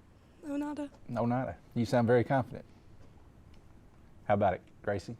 Can Oneida pull off? I feel like to most people, Jim May's not going to like this. Jimmy May will not. He says stop picking against us. I feel like to most people it would be an upset. Do you think Oneida can pull the upset Friday night? Yeah, I think they could. Okay. If they work hard. Okay, I kind of put you on the spot a little bit, didn't I? I'm sorry, I didn't mean to do that. Who's picking against him, by the way? We don't even pick those games each week, as people have pointed out, and I don't know who he's talking about. When Coach May tells me that, he says we're being picked against. I don't know who. It's not us local guys. So okay. I don't know. I mean, I'm just curious. Jesse Smithy, 5-star preps in the New Sentinel. Yeah. Oh, okay. Yeah. All right, Rick, we're going to be visited by Whitley County on Friday down at Scott High School, and our old friend Matt Reimer, been around a while. He was an assistant in Oneida under Tony Lambert back in the day, and quickly moved up the ranks and became a college coach at University of the Cumberlands. Good coach, great guy. It's no surprise he's got Whitley County playing well, and they are playing very well as they come in. I think they're 3-2 overall, 3-2. but they've played a very tough schedule. Mm-hmm. So what does Scott High have to do on Friday night to beat Whitley County? I was telling Tim during the break earlier, the games that Whitley County has played this year, they're a dominant offensive rushing team. They played 5 games. I've got statistics from them for 4 of those 5 games. Only one of those games did they not perform well rushing the ball. 3 of the games they went over 300 yards rushing. One was 283 yards rushing. So, defensively, we better be big boys on the football field Friday night and figure out how to stop the run. They're not as balanced in terms of passing. So we have to stop the run, force them to try to throw the ball some, and see what we can do in the back end. Secondly, score points. Be consistent. Move the ball down the field. Get into the end zone. Don't get close, but get into the end zone. Field goals won't win the game. Touchdowns can keep us there. How about it, Gracie? Can Sky High pull off the upset Friday night? I think if we work hard and our boys stay consistent, I think that we could get close or possibly win. Okay. Ellie? I think if they work hard and play as one, they can do it. I like that answer, players. Very diplomatic, both of you guys. I like it. All right, so let's look at some other games that are going on this week. And again, we'll start off in Oneida's region. We've got Bledsoe County. They're at 4-2, and they're at home this week against Whitwell. Whitwell is undefeated, Tim Smith. Are you going to make a pick first? You're right. Are you going to make Ellie go first? Did you look at who Whitwell's played? Yeah. Ellie, what do you think? I'm going to go Bledsoe. I'm with her. Did you look down before you made that pick? I'm with her. What are you talking about? So don't make accusations. So this side of the table is going Bledsoe County. Rick, what about your side of the table? Bledsoe. I'm going Oneida. Oneida's not playing in this game. Oh, sorry. It's Whitwell. It's Bledsoe County and Whitwell. I thought it was Oneida versus. Okay. No. Thank you, though. I'll go for the. Wait, do I pick yours? Like then you have to. You don't have to pick mine. No. No, you can. If you've seen Rick's record so far, you would probably be wise just to make your own pick. Okay, I'm gonna go for the opposite. So you want Whitwell? Whitwell's unbeaten. Yeah. Okay. All right. So So Gracie's going out on the limb. She's the only Good. one of you guys that are taking Whitwell. If I'm Whitwell and I'm watching this, and nobody in Whitwell is Yes, watching they this, are. you know. They're tuned in the locker room right now. I sent an email to the school this morning. Well, Whitwell is 6-0, and you guys are disrespecting them. Yes. Yeah. Bledsoe County's tough, though. That should be a good game. Me All and right. you and Rick will be 6-0 against our schedule. Wartburg at Polk County. Wartburg, we've seen Tim a lot this year from Wartburg. They start off so strong. They did it against Oneida. They did it against other teams. Just don't quite have the depth yet to last for 4 quarters. They're playing a tough team at Polk County. Tough place to play as well. Polk County was off last week, stinging from that late defeat. They led that game for 47 minutes and 8 seconds and then had to sit on that for 2 weeks. They are going to be so upset, and then they're going to be hosting Wartburg. So what do you think? You have to go Polk County. Have to, yes. And by the way, this is a must-win for either of these two teams. If they want to get into the playoffs, they have to win on Friday night. So you guys are taking Polk County. Rick, you'd be quiet for a minute. Gracie, what do you think? Polk County or Wartburg? Polk County. Rick, now it's your turn. Polk County. All right, so it's Home team. I'm a homer this week. Yeah. It's unanimous on that. Polk County over Wartburg. I would agree with that, by the way. I think that Polk County is going to get it done this week. Tellico Plains against Harriman. Harriman is a home team. Tellico Plains, they put up 49. Was it 49 they put up on Eagleton back in week 1? And everybody said, holy smokes, Tellico Plains, what's going on? And it's come off the rails since then. They're 1-5. They lost 5 in a row. Harriman's still looking for their first win, though. Something's got to give on Friday night. Tellico. Yes. Tellico Plains. Tellico will give the L to Wartburg. That's what we're saying, right? Wartburg's not playing Friday It's night. not Wartburg. I mean Harriman. It's whatever. contagious, Gracie. All right. What do you think? Tellico Tellico. Plains or Harriman? Tellico. Rick? Tellico. So it's unanimous again, and I would agree with you guys again. Tellico Plains over Harriman. Switching to Scott High's region. This one should be a good one. We got Loudon going to Kingston. Kingston has been, I don't want to say surprisingly good because they're Kingston. They're well coached. They're always good. But at 5-1, it's been a good season so far for Kingston. Loudon's a tough team, though. Loudon's a tough team. There's 2 or 3 teams south of I-40 that Kingston really likes to go head-to-head with, and Loudon is one of those teams. I go with Kingston, though. Just home field. There's a few teams out there, and you know, go back early. If it was York at 09, I might have picked York just because there's certain fields, certain places that you go that's real hard. But Kingston's one of those places I think it's hard to come into and win a game. Now, Gracie, you have seen Kingston. They were at Scott High the last time you guys were on the field. What do you think, Kingston or Loudon? I think Kingston. All right. How about this side of the table? Who are we picking over here? You uncovered your picks, I see. What do you think? Loudon. Here's why we think Loudon. Mm-hmm. I'm going to explain for us, Yeah, okay? okay, you And you got see if this. I'm. Loudon's played a very tough schedule. Their losses are to very good teams. So, Loudon. As much as it pains me to side with Tim Smith, Go right ahead. it has nothing to do with you, Ellie, but to side with Go Tim right Smith, yeah, I got to tie. I would take Loudon over Kingston. I think Loudon gets it done this week. Union County, they're 2-4. They're going to Blount County to face William Blount. And Gracie, William Blount started off 4-0. They've lost 2 straight, though. They're 4-2. What do you think, Union County or William Blount? Union County. You're taking Union County. That would be a major upset. I like your confidence, though. I don't know. I goaded her into that one. I'm sorry. I shouldn't have done that. Rick? Union County? Rick's taking Union County. I really too. want to agree with Gracie, but I'm going to go with William Blount. Anything could happen. Yeah, that's right. Listen. I mean, it What's bodes the- well for that- us if Union County wins. What I mean, is That's the true. size difference in those two schools, though, right? It's 5A and 3A? 5A and 3A, yes. Yeah. Yeah. What do you think? I'm going to have to go with William Blount. William, Yep. He's a good football player, William Blount Blount. is. Gracie, You've I'm heard siding of with you. I'm taking Union County. I'm not I mean, leaving. you'll probably get it wrong, That's okay. That's okay. That's okay. I'm not going to leave you out on that limb by yourself. All right. Now, this is the premier game of the week in East Tennessee, without a doubt, across all the classifications. You've got Alcoa at 5-0. You got Knox West at 6-0. Knox West is the home team. This is going to be a tough ticket. Not that they have a limited number of tickets, but it's going to be tough to get a place to sit. 2 undefeated. Something's got to give. What do you think, Gracie? Don't ask me first. I'm just kidding. Okay, hang on. Hold that thought. We'll ask Rick first. Alcoa or Knox West? remember, West is the only team that put a blemish on the Alcoa record last year, and that was at Alcoa. This year, West is the home team. I like West. That would be – I don't know that it would be an upset, but I really like West to win on their home field. What do you think? No, I say West. Okay. How about this side? I mean, how do you pick against either one of those teams? It's just you feel like I'm picking against Alcoa. I'm picking against West. This will be the only time I would ever pick against Alcoa, probably. I mean, what do you think? West. Yep. Yeah, that's a tough one either way. But you know what? Alcoa, if they've got an Achilles heel, it's been that they kind of started off slow in some of their games. Can't start off slow against Knox West. I would take Knox West. Think they're watching this? Yeah. Alcoa's watching this. Probably a better chance that Alcoa's watching than they're not going to watch us anymore. Well, you know, I mean, Alcoa doesn't do it anymore, but in the past they would fly a drone over above us. Hey, just for fun, Oak Ridge and Central, what you got on that? Rick? Oak Ridge. Gracie? Oak Ridge. Oak Ridge. Yeah. Okay. So, I think it's an interesting matchup. It's a real interesting matchup. Oak Ridge, they bounced back last week. Didn't they have the loss a week before, and they played mean? Or they played mad last week. Right. I think that'll continue with them. Well, since we were talking interesting matchups, let's throw this one out there too before we step aside. Anderson County and Clinton, big rivalry over in Anderson County this week. Anderson County, Clinton got off so strong. Gracie, you have seen Clinton as well a few weeks ago. What do you think? Well, I kind of want to say Anderson County.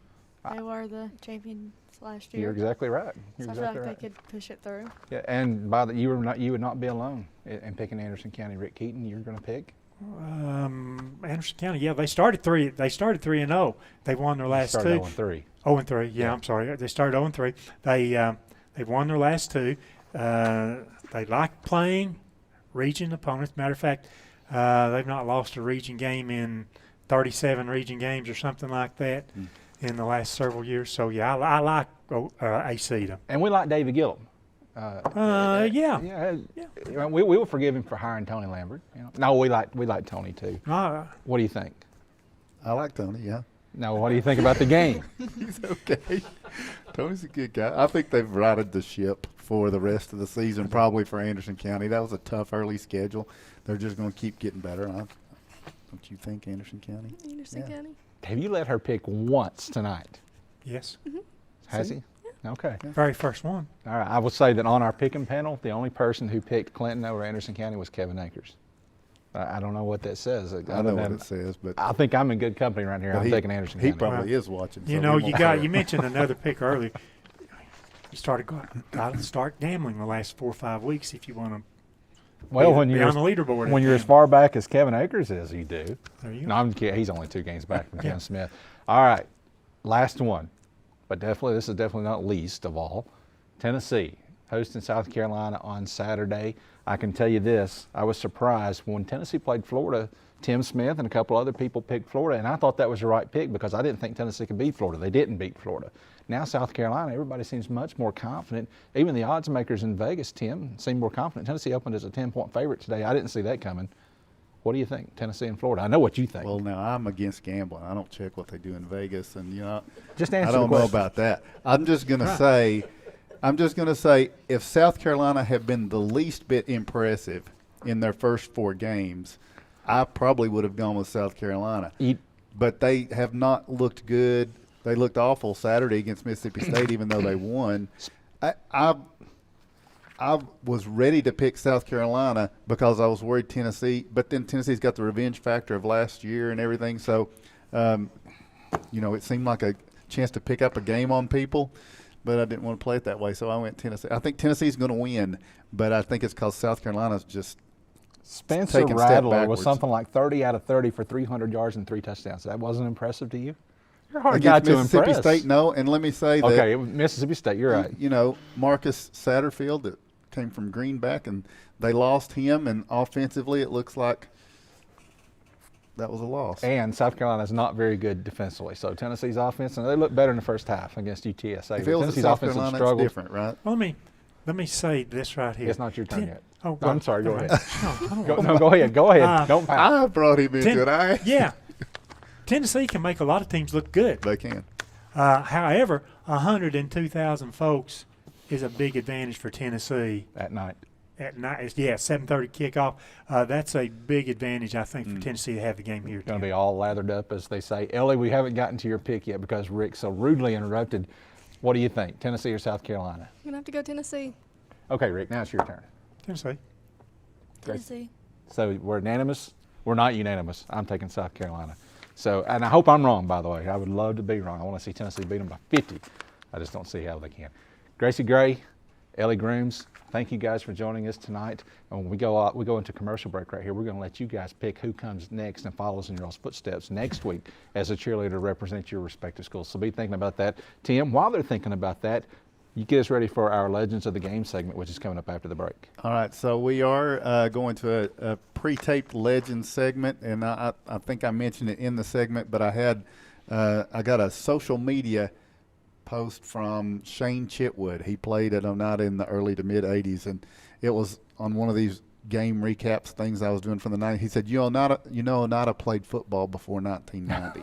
And so what I told Shane was, yes, I know that, but I wasn't doing games before then, so I don't have all that stuff. But I thought, okay, it's time for them to tell their side. So what we've got is 3 guys, actually 4, because Mark Matthews is in there with us. We've got Mark Matthews, we've got Shane Chitwood, we've got Brian Bat Jeffers, and we've got Leaf Jeffers, who the folks know as the public defender. And they're going to talk about 1980 to 1984. Coach May takes over and what it was like, the transition. Coach May years start at Oneida High School. And in Indian football had kind of fallen down in the 70s record-wise. The team wasn't making playoffs and things. And so this is the team that took those first steps that built to that 92 championship. And that first step was, one, just getting back to the playoffs and then winning a playoff game, getting to the second round. So these guys were a part of that. And they really enjoyed it. We really enjoyed talking with them, and hopefully you'll enjoy it too. Our Legends of the Game are Shane Chitwood, Brian Bat Jeffers, and Leaf Jeffers. So that's our Legends of the Game segment coming up right after this. And since that's pre-recorded and we won't be here to close it out, let me real quickly as we go into break thank some people, and that includes Greg Bond and the Scott County School System for allowing us the use of the C. Michael Lake Technology Center for all these shows every Monday night. Leetta Boyd's always here guarding the door. We appreciate her. Thanking Baby J's Pizza for the pizza that's here every Monday night, and also to Trophy Masters for all the set decorations that you see here that make us look just a little bit better. So stay tuned when we come back out of the break, our Legends of the Game. Good evening. Welcome to IHSN Legends. I'm Tim Smith. Mark Matthews is across the table, and you're going to meet these 3 gentlemen here in just a minute. We've looked at different eras, Mark. We've talked to guys from the 50s. We've talked to guys from the 60s. We've spent some time with the 2000s and even more recent than that. But a couple of eras we've missed out on so far. 70s. We haven't got anybody from the 70s. We're planning on doing that. So if you want to volunteer, that'd be great. But 80s, which you and I were around in the late 80s. These gentlemen were around in that early half of the 80s. And that's who we're going to talk about today and what we're going to talk about today. So I'm just going to let them introduce themselves, but I'm going to do it with a question. So I'm going to start over here. No worries. It's going to be good. I'm going to start over here beside you, Mark. So if you would just tell everybody your name. Shane Chitwood. Shane Chitwood. All right, Shane. And what number did you have? My freshman year, I had 89, and then I got moved from tight end to some kind of running back thing, wing or whatever, and I switched to 34. All right. And I kept that the rest of the time. Did you choose the number, or was there a significance, or? For those of you watching at home, Herschel Walker and Bo Jackson during my day were studs that wore 34. So I was tickled to death. Philip Kazee had just given it up, and it was available, and so I took it. Yeah. All right, 34. So, so Shane Chitwood, number 34, and you played from 81 to 84. Yes. Yeah, graduated in 85. Yes. Yeah. Okay. All right. And our next gentleman here. Brian Jeffers. All right, but most people didn't know you as Brian Jeffers. I didn't. No. Not many people around here do. Yeah, you were known as? Bat or Batman. Bat or Batman. I remember being in middle school, Mark, and I didn't go to the games like when I was in 6th grade.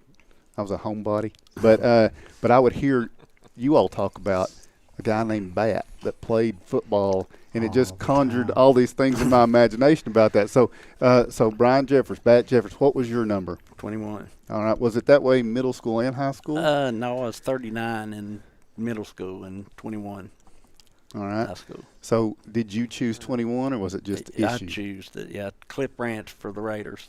Okay. Speed kills. Representing the Raiders here today. Keep it going. Yep. And you played with a little edge like the Raiders did, is that right? Yeah. A little, yeah. Yeah, when you weigh 110 pounds, you have to. A little bit of a chip on your shoulder, yeah? Yeah. All right. So, and now your first season was 80, and you graduated in 84, so you played 80, 81, 82, 83. Yeah.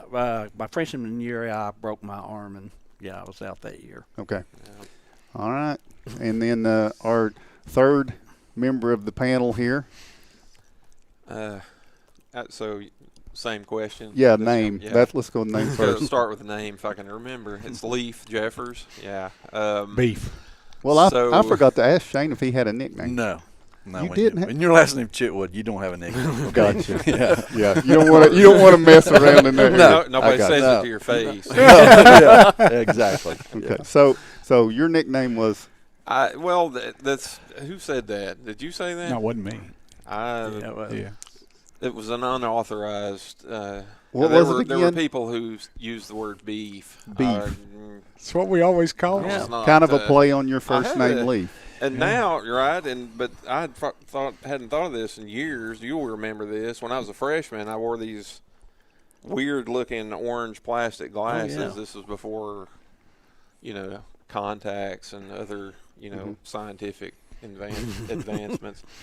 And somebody came up, there was some cartoon character called Baby Plass or something that people called me because of those glasses, which is stupid. Never heard this story. That's a lineman story. Yeah. This stuff just kind of comes and goes.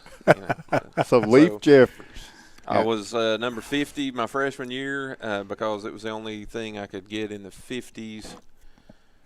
When I played in junior high, I was 53, so my sophomore year I got 53 and kept that for the rest of the time. I didn't know of any pro players or anybody who used that, but I just liked the number and made it mine. So okay. All right. So next round of questions, and as I do this, I want to say the reason we're here is because of Shane Chitwood, and it's because it came through social media. We recap a lot of things, and this is I'm just doing this to explain. You're right, first of all, and to explain for Mark and myself. We issue a lot of look backs at yesteryear, and most of those run from 1990 till sometimes up close to the present. But that's because we started doing games in 1990, kept the stats and all that stuff. But somebody pointed out correctly once upon a time on one of my social media posts that there was a night of football before 1990, and that stuck with me. That's very true. Yeah. It did. I think I even mentioned it to you. Absolutely. That night. It stuck with me, and I appreciate that because it kind of was part of the genesis of this idea of getting some guys together and talking about the other days of Oneida football. So Shane, I appreciate you doing that, getting me directed correctly in the right direction. But now let me ask you. So middle school and high school, what positions did you play the same position the whole time, and who was your middle school coach? Middle school, actually, 7th grade year was Jim Stewart and Randy Shelton. Okay. And they moved on, and I'm pretty sure that was the introduction of Robert Wright into teaching our 8th grade year. And it was Coach Shelton and Robert Wright as well. Yeah. Yep. And was there a second part to that? What were the positions that did you start at? Man. What different ones did you play? Just name them all. In middle school, I just remember playing tight end, and they weren't fortunate enough to have me on defense back then for some reason. But that's what I really enjoyed the more. But anyway, and then in high school, we've already went over that. But I enjoyed playing corner. We were opposing corners, or not opposing, but we were the corners. Right, lockdown corners. Yeah, we were corners. Okay. Right. Maybe him. I'm not. We'll argue about who got the safety help in a little while. Yeah. Okay, but so you found the corner position. So defense was more your forte than offense? I really enjoyed it, to be Yeah. honest with you. I'm not known for speed, so, running back and stuff was just like, my thing. But I really enjoyed playing defense. But Rick Harper really molded. You're getting me off on a tangent now. No, go ahead. Kids today, I don't understand the pass defense that we turn away from the ball and run with the receiver. I mean, Harper would have died right there on the field if we pulled some junk like that. That's not the way we defended the pass. You kept the guy in front of you and backpedal or turn and run, but you're always looking back for the ball. And he did a great job. I mean, of I feel like we didn't get thrown on a lot. I mean, but anyway, I enjoy playing corner, and I appreciate Harper and what he gave us coaching wise, I guess you would say. Bat, did you play middle school as well? Yeah. Yeah, and what positions did you move around from middle school to high school? Where were you? Didn't move much. Cornerback the whole time, all the way through, and receiver. Cornerback and receiver. Did you have a favorite? Corner. I'm like him. I like defense. Yeah. Do you feel like that was your stronger side of the football? Yeah. He liked hurting people. Okay, let's be honest. So did you have the same coaches? I mean, you didn't have Coach Wright, obviously, because you came along earlier. Coach Stewart and Shelton. Okay, and then in high school, we mentioned 80. In 80, you had Coach Banks. Banks, and Coach Shoemaker. Okay. And then I broke my arm, and then Coach May came the next year. So, and I think you're uniquely qualified to just talk about the transition, the shift there in style between those two. You can do that now, or we can do that in a later on segment, or maybe share thoughts now, and then if you got more, you can share it later too. Well, as long as you look good, Coach Banks was, we dressed, good. He was all for that. But as far as, I don't know, getting a tough team, Coach May made us all tough. I mean, either tough or quit. Okay. So Coach Banks wasn't like that. He was, more laid back. So it was pretty much a night and day shift from 1980 to 81. Oh yeah. Which would be a tough thing, I would think, for a coach coming in. You would lose a lot of folks. Oh yeah, we did lose a whole lot. Yeah. If you didn't like to run, you probably need to go. We had better players on the sidelines. I know. I mean, I could name 10 people that should have played with us that played junior high and stuff, but they didn't. Right. They weren't there for the discipline part of it. Right. Yep. All right. Leaf, positions. Were you ever a wide out? Played a lot of speed positions, and you're wide.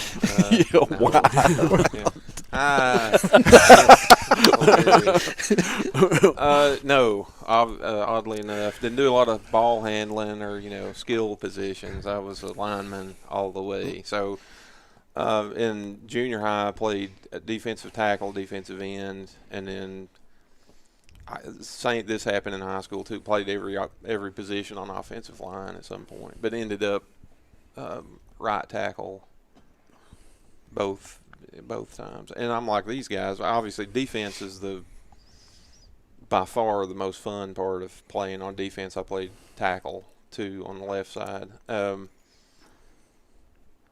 Even though you get a lot of good hits, and we had fun playing offense, and it was nice to block people and take care of business. But the defensive side is much more personally exciting, I guess is a good way to put it. Do you feel like for your 4 years the defense was ahead of the offense? I mean, is there some reason the defense was just more fun, or just that you hit? You're doing the hit instead of getting hit. It's hard to.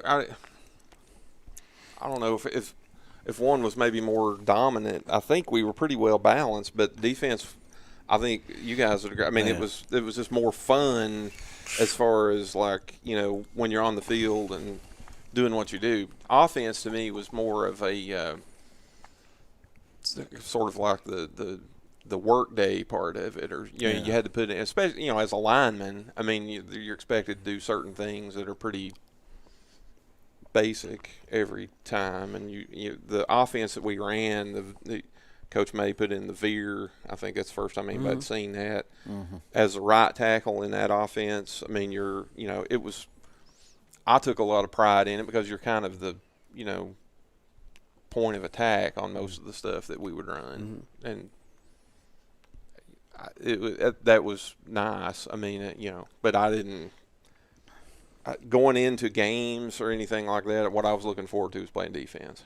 Okay. I mean, that was the sort of the point of it. Your question there, for Coach May to be happy, the offense and the defense need to be, like he said, right. Not, if we're slacking here, then we're going to work on that until the moon comes up. I mean, right. seriously. That's right. Day one, Jim May practice, he determined early on in that practice that we did not know how to cover a punt. And I promise you, that is all we did for 2 hours. And then we went home. Kick it again, kick it again, kick it again. I mean, I thought this guy's crazy. But we figured it out. One of your first practice memories. Yeah, right? that was the first practice. That was first. Yeah, y'all can't cover a punt, so we're going to do it until we get it right. That took us 2 hours. So my first memory from the first practice, so I had come out in the spring of my 8th grade year. Coach Banks did spring practice. I'm not sure about what the deal was with him leaving or if he knew then or anything else.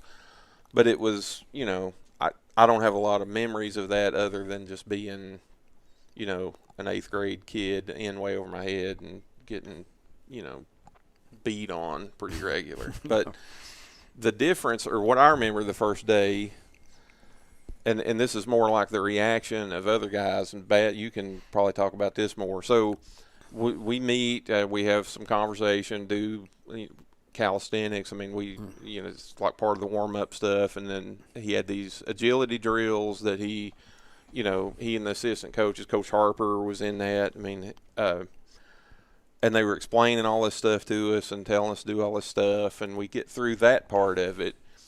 And they'd set up what we all came to know and love as the bags. 7 of them. 7 blocking or tackling dummies, the big round bags laid parallel.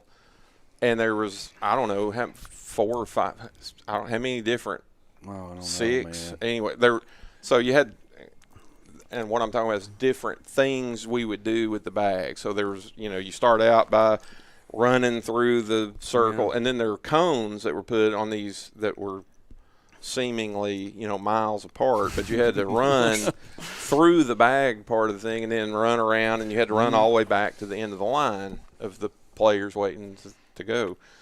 So they set all that up, and he's explaining it to everybody, and you're going to do this and running. And I remember guys that were like seniors standing there looking at him and saying, no, we're not going to do that. That's crazy. Yeah. And you can imagine how that went over. I mean, so that was, I guess that was a big difference from when Coach Banks was there. That it was obvious nobody was used to doing anything like that. No kind of running like that. Ugh. And everybody hated it. I mean, I assume everybody did. I did. That was like everybody did. The hardest part of practice. And anyway, that's my first memory of him being there. And that, I think, sort of to me, that's an example of the difference or the change in what had been happening and what was about to happen. Because looking back on it, I mean, in the fourth quarter, we were not sucking wind. Yeah. And we may not be the biggest team on the field, but we're in the best shape. We're in better shape than you are. Right. And we all played both sides of the ball, too. Yeah, I mean, right. everybody did. Yeah. Play both ways every And time. special teams. Yeah, special teams. Yeah. I don't think I left the field for a couple years. I don't think. That's right. I think that's right. So did Coach May feel the need to explain why that was going on, or was it just you're going to do it? He was because I said so guy. Yeah. Okay. Yeah, drill sergeant. It was harder that I was an infantryman in the Army. I went in the Army great shape. I mean, better than most people. I mean, because of Coach May. Yeah. Yeah. And you're right. That's exactly right. And I know people who went in and in the middle of basic or some tough situation that they're working and they would, and 2 people that I know have said that actually thought at the time, well, I can do this because I played football at Oneida. Yeah. I can do this. That's cool. Which is, you know, it's What really chills sucked just is those thinking about it. bags. I don't know what they weighed. Anyway, it don't matter. Somebody had to carry them down there. Mhm. Well, the freshmen. All right. Yep. So Yeah. then on year 2, you know, if there ain't enough freshmen to come out, then the sophomores got to pick them. You know, finally, my junior year, I was exempt from that bull crap. You know, because that was you got carried down there and you got carried back. They weighed a ton. Oh, too. they seemed like they did. Yeah, Ugh. and then finally seemed like we got some that was a little bit lighter. Yeah. But they, yeah. No, that must have been in your era. Yeah. That's some of that 90s stuff. No, I wasn't in the 90s. Oh, No, I wasn't ever in the 90s. But them bags, there was a lot of hazing went on too. Oh, yeah. You Back will then. carry Yeah, that. you gotta get the freshmen, you know. Yeah. So what? I don't know if I should ask if a freshman stubbed up and said, "No, I'm not taking that bag." How was that dealt with? Oh, Bad dealt with that. He can tell you. He knows. Just they'd probably get icy hot in their jock or something. Okay. You know? All right. Yeah. We're here about the trees tonight. That happened. At least. Yeah. Yeah. They wouldn't do it twice. Oh, no. Right? Okay. Right. Let me go in order of seniority on this next question. And this is the last question I got in this first segment. And it's got to do with like your first, I'm going to ask about your first football memory that you remember just playing football when you did that, and then I want to move on into your first memory of watching Oneida play football. So that first of all, when did you first like drawn to the football and you were going to play? Oh well, my brothers played. Okay. And I was a manager. Okay. And Coach Slagle was here back then, and I knew then, you know, I was going to play. What? So was that just that seems to me like at that age that would be a huge deal. You're out there under the lights with the team. Well, that's all they were. That's all we had as kids. I mean, his brother would play. We'd get off practice and go to the park and play games. And I think Shane might have got into the game we our sophomore or my junior year. J.D. Burke got a game up at the park on our off week, and Coach May found out about it, and he liked to die. We played full pads, you know, at the park. I had no part of that. Okay, I know the no shame in the South Side gang, you know, was all there. I was the North Side guy. The South Side gang. On that day, anyway. We all kept our pads. Everything went home with Yeah. you, so you could do that. I mean, that was So your first football memory is also your first Oneida football memory. Yes. They're married together on that. Yeah, I got kicked out. My first memory at Huntsville, I was in 7th grade, and Coach Stewart called it go up the middle, and I got tackled on the 1 yard line. They was trying to rip the ball out, so I started kicking them in the head. So 15-yard penalty, and I got kicked out of the game.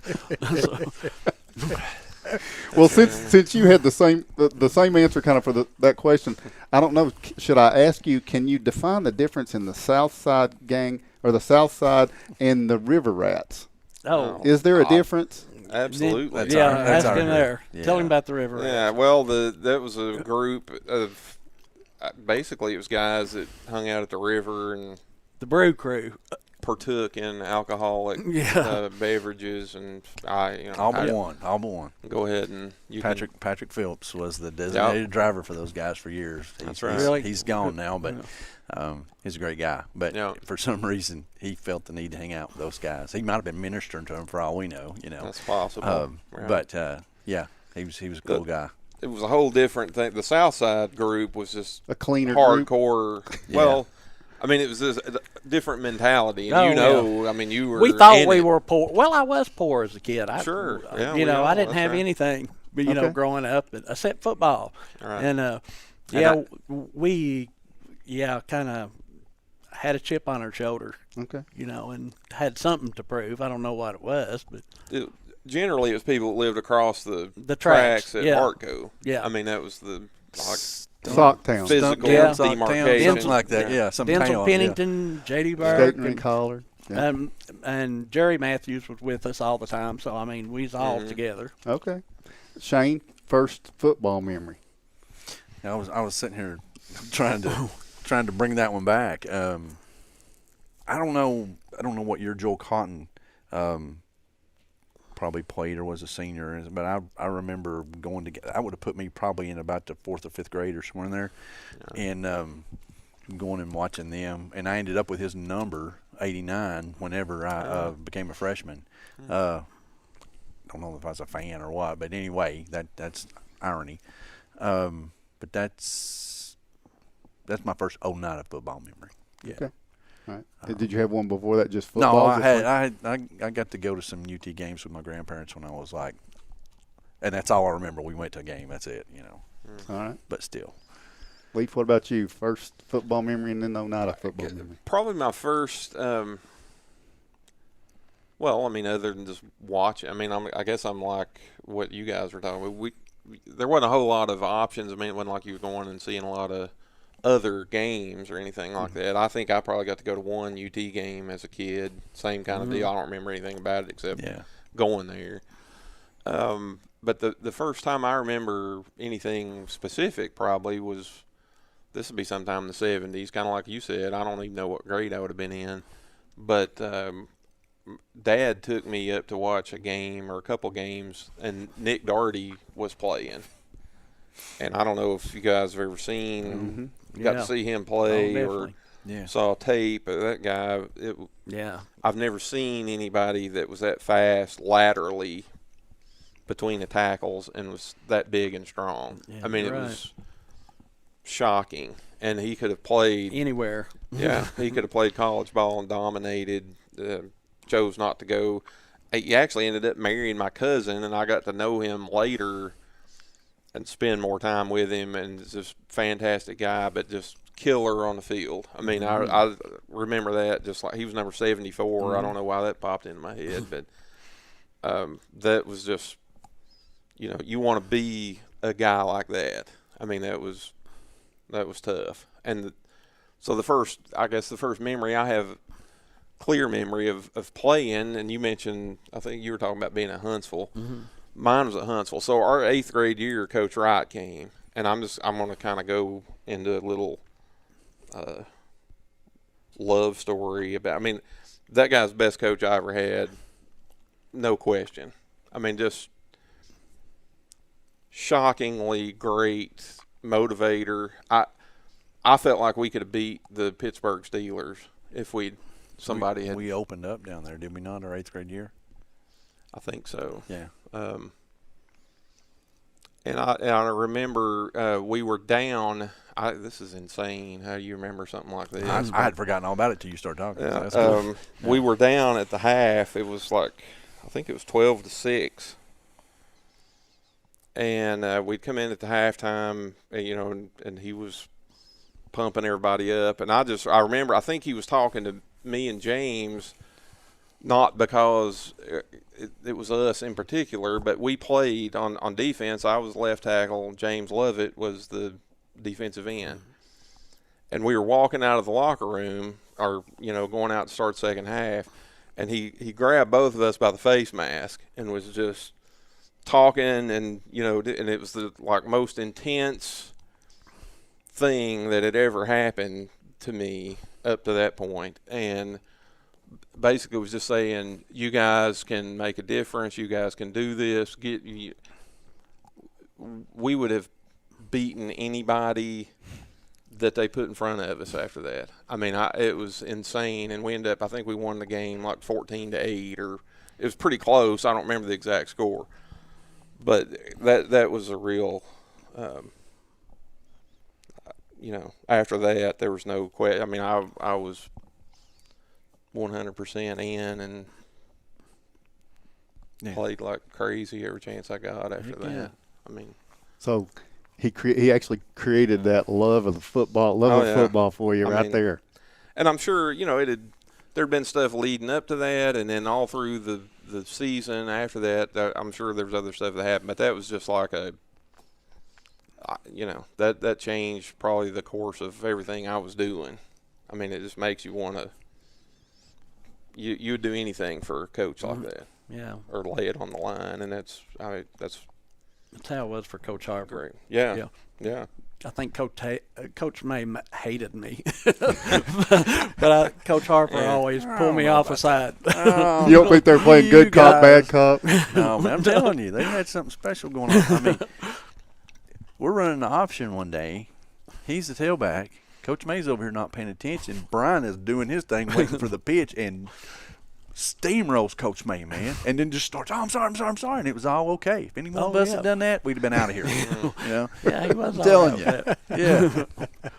All right, we're going to take a break, come back with some more. We've got our early 80s guys, and Mark says you guys are his mentor, so you're to blame for Mark Matthews. So that's Boy, I am. That's something we'll say. So we're going to continue with the IHSN Legends right after this.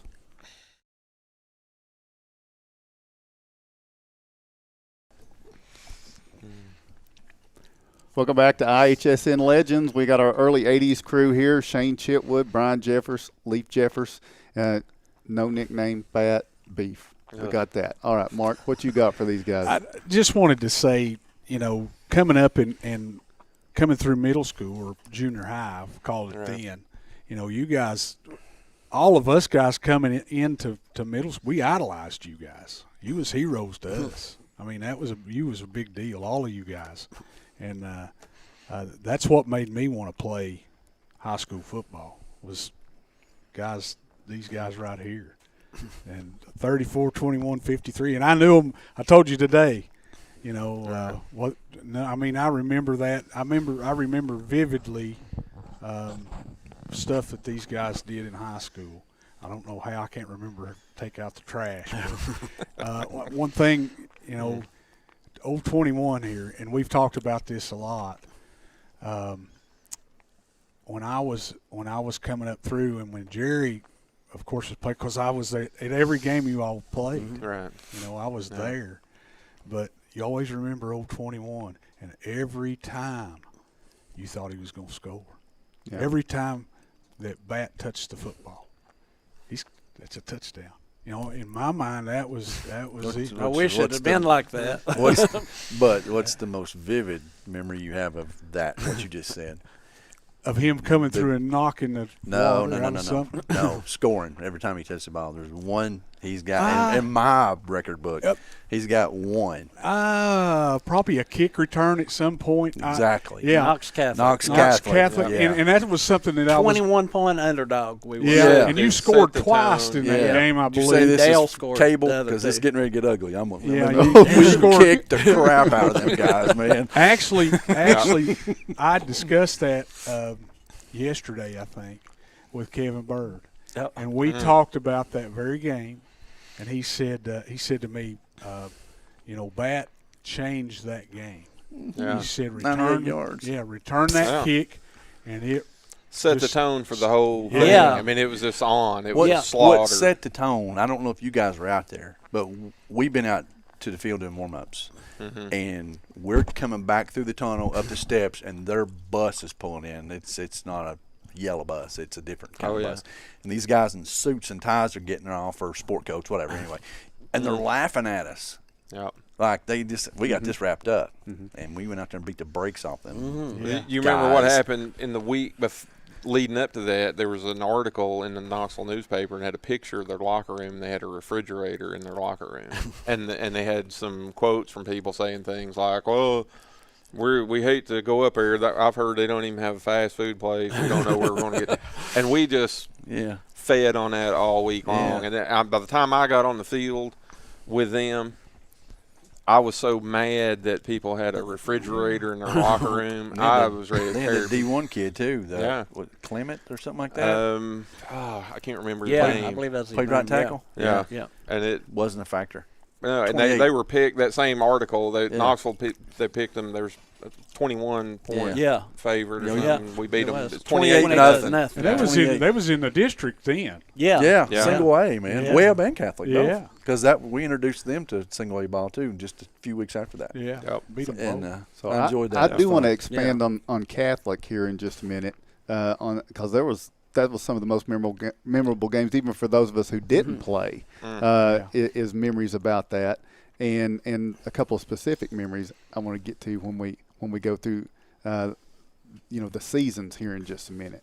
But I would ask, because Mark talked about thinking about you, Bat. And was there a player that welcomed you in to the team? And I want each of you to talk about this. Go ahead. Pretty much Brian, yeah. he started out, I remember it well. This was in junior high.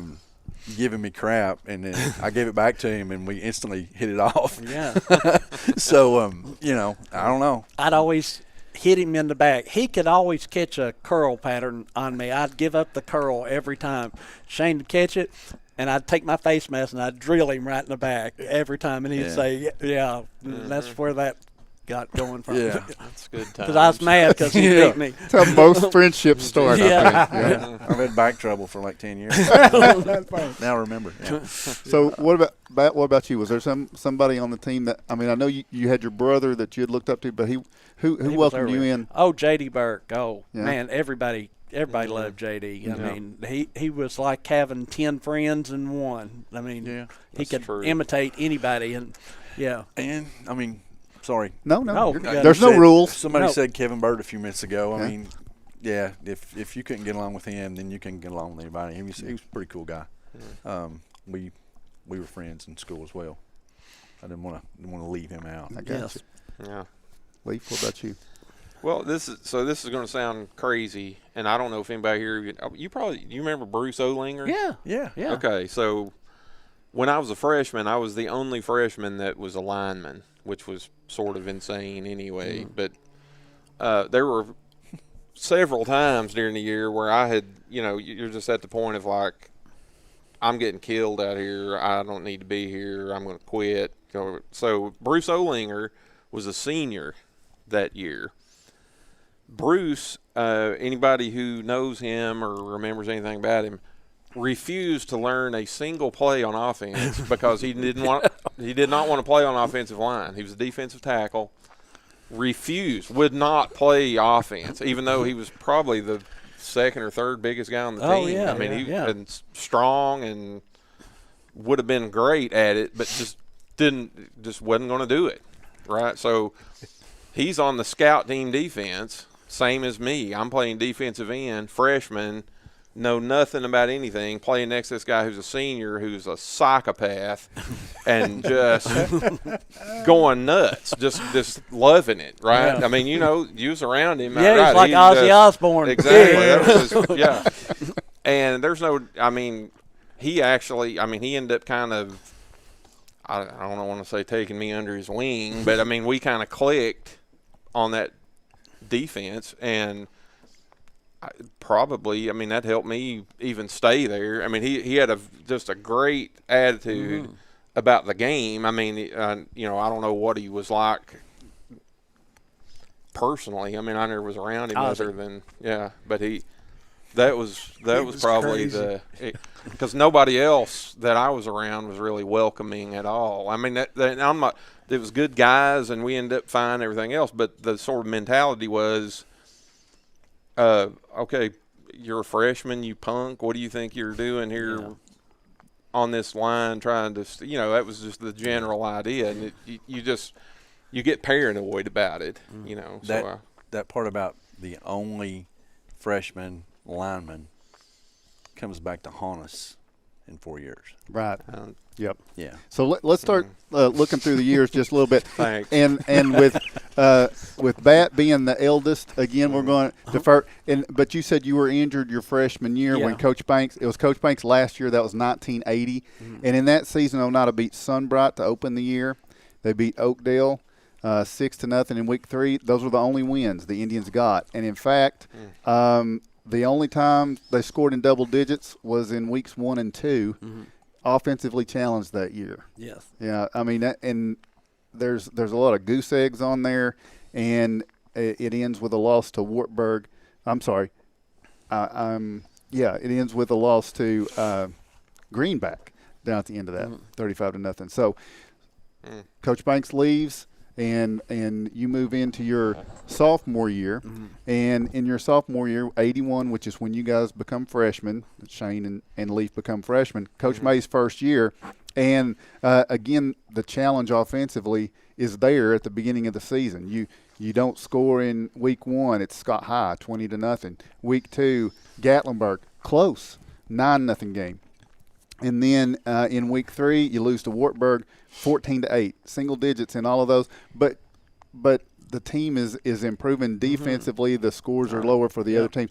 What do you remember about that? You know, because sometimes it can be hard if the success isn't there to get the buy-in to the program. How did Coach May and the coaches keep you all bought in on that? Well, he said a good thing earlier about Baxter. Something happened. Yeah. Yeah, I don't know. Yeah. At halftime. We started playing, I mean, completely as a team. I mean, and we didn't have a whole lot to work with either that year. I mean, everybody had quit, and like we went to Cofield and beat the brakes off of them, he says. And that was probably – I remember that year more than any of the other – even during the winning. Yeah. You know, coming from getting your rear end beat into a pretty good team. Yeah. Right. But in that locker room – this is the year that we played Baxter on down there. That's right. The back half of that season, I'll just fill this in for you. The last 3 games, 20-6 over Sunbright, 24-8 over Coalfield, and then Baxter, now Upperman, 22-14 to close out that season. You end with that win, and that's a very good Baxter team, right? They handled us the first half, and I'm a freshman, so I'm just there. Right. I'm on a bus trip, But I remember him. Eating our lunch there at halftime, and we went out and played. We was a totally different team second half, and came back to win the game. Pretty cool. Any other memories about that? Well, just one thing Shane said is you're a freshman. I was not playing. I mean, I don't know. I got in on some like kick coverage and some stuff occasionally, but I didn't get to play much. And I'll just tell you, I mean, before the season started, I was on the verge of about to quit because I felt like I was wasting my time, and I went to talk to Coach May, and I guess it's a tough love kind of thing. But he ends up saying to me something like, "Well, you're not part of our plans here anyway." So that's kind of hard to. That's kind of hard to take, but I don't really remember why I stayed, other than that was my next question. Like okay, well we'll see. What would have been too far for him to go? I cannot imagine. But so he learned your name. Yeah, he learned your name. Right. Yeah. But that's right. I mean, you could feel it turning around, and part of that, I think it took us a while, even though you have 2-a-days and all the practice in the fall and everything. It takes a while to get for that physicality to kind of show up. Yeah. I mean, and we were doing it. I think you mentioned this earlier too. We never got winded or gassed or whatever in any of those games. Even at the first, even when we were losing, we knew we were in way better shape than anybody we played. And I don't know if you guys, for some reason, this popped into my mind a minute ago when you were saying what you were saying. One thing I remember Coach May saying, fatigue makes cowards of us all. Yeah. He said that. I felt like I heard it 100 times a day. When you're running, we talk about running those bags, doing all that stuff. We ran constantly, and you're thinking, this is stupid. I won't run this much in a game ever.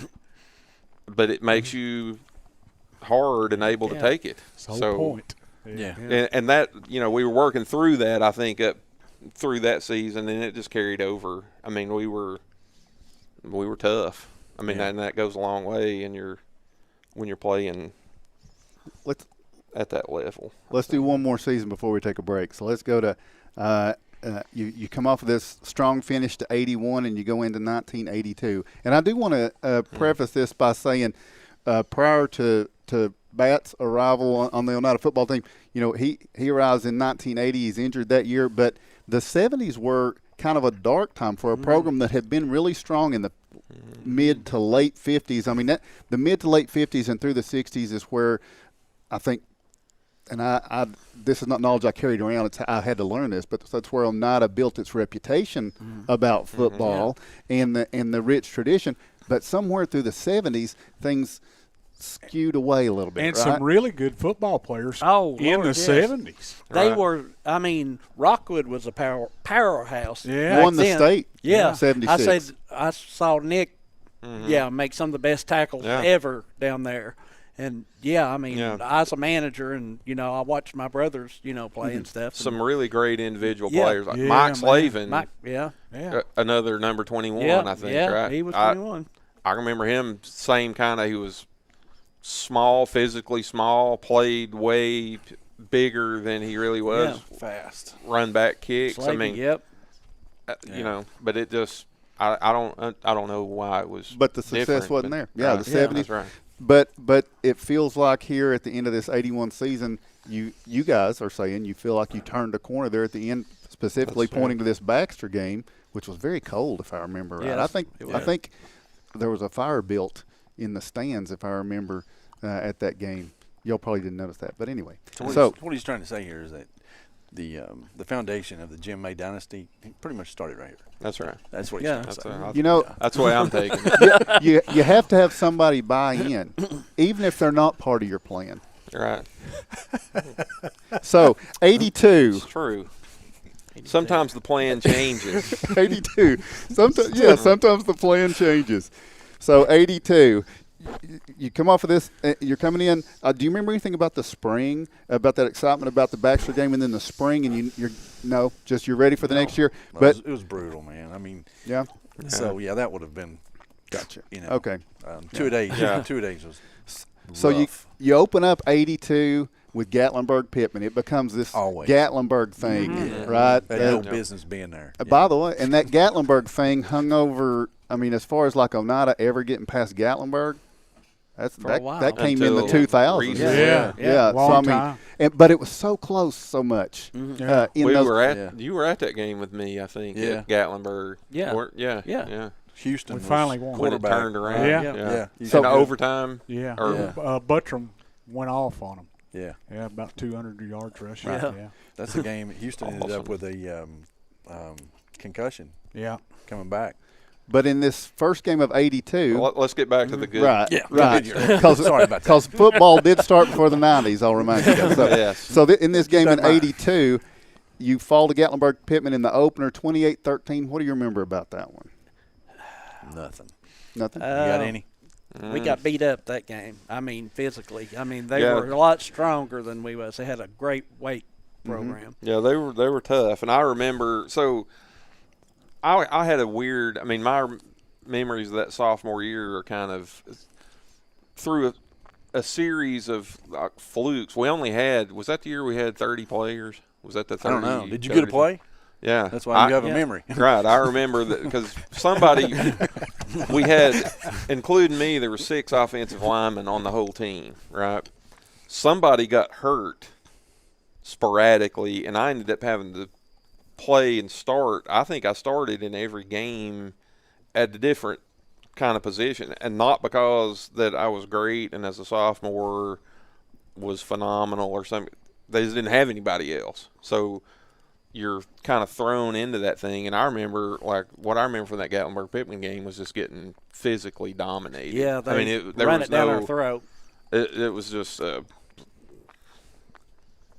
was out of control. Yeah. But we still, I mean, I think everybody still felt like we were, contenders. I mean, nobody was hanging their head and acting like. We go on to prove that. Yeah. Well, so here it is. The next 6 games, we have a 6-game winning streak put together by this team that had been kind of in the wilderness, trying to find their way out. And it started with a 20-12 win over Wartburg, and Wartburg, a much bigger school at that time than Oneida.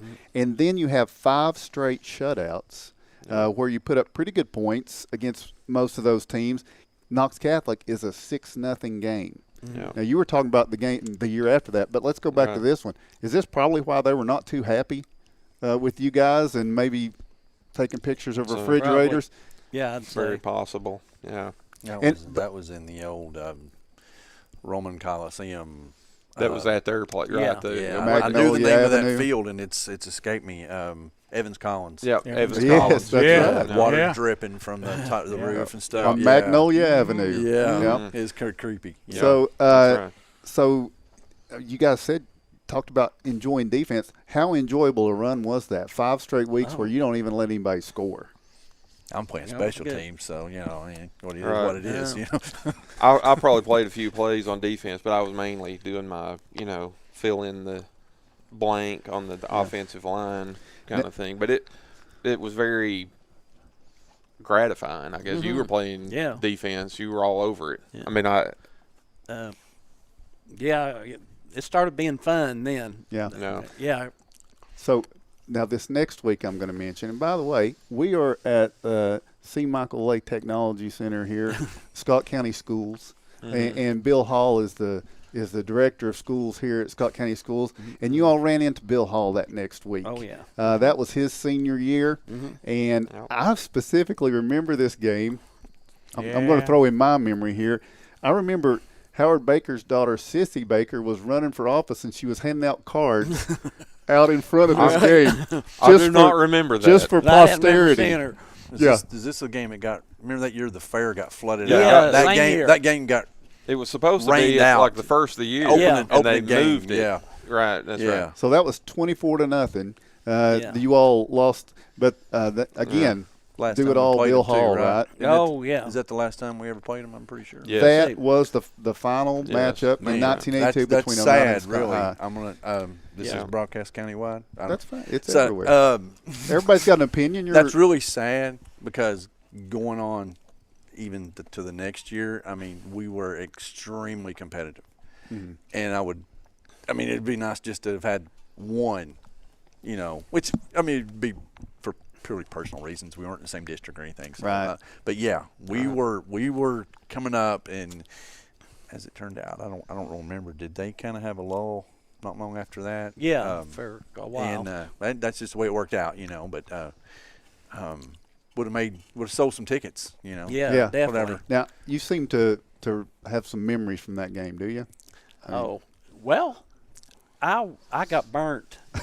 I mean, Charlie Davis burnt me up. That too. I was trying to think his name. And a couple times, and I didn't have a good game that game, and Avery got down to the 1 yard line, and Avery Huff. 4 plays in a row we tried to shove it down their throat, and they stopped us.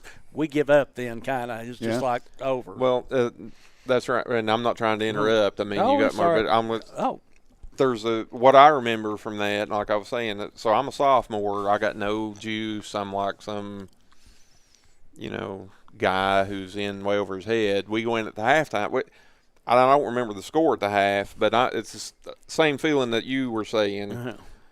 I was on the field. We didn't push it in. I mean, there's a whole lot of, but we were very down in the locker room at the half, and I remember that. And everybody was just sitting there, beat. It was my impression. There was no, and so I for some reason I thought, well, somebody's got to say something, and I was like started to say, and was just immediately shut up and sit down. Because nobody wanted to hear anything some sophomore punk had to say, so I just sat down and shut up. And that game just got out of control. I mean, it just went. Everybody just lost. There's no other way to. And I remember that.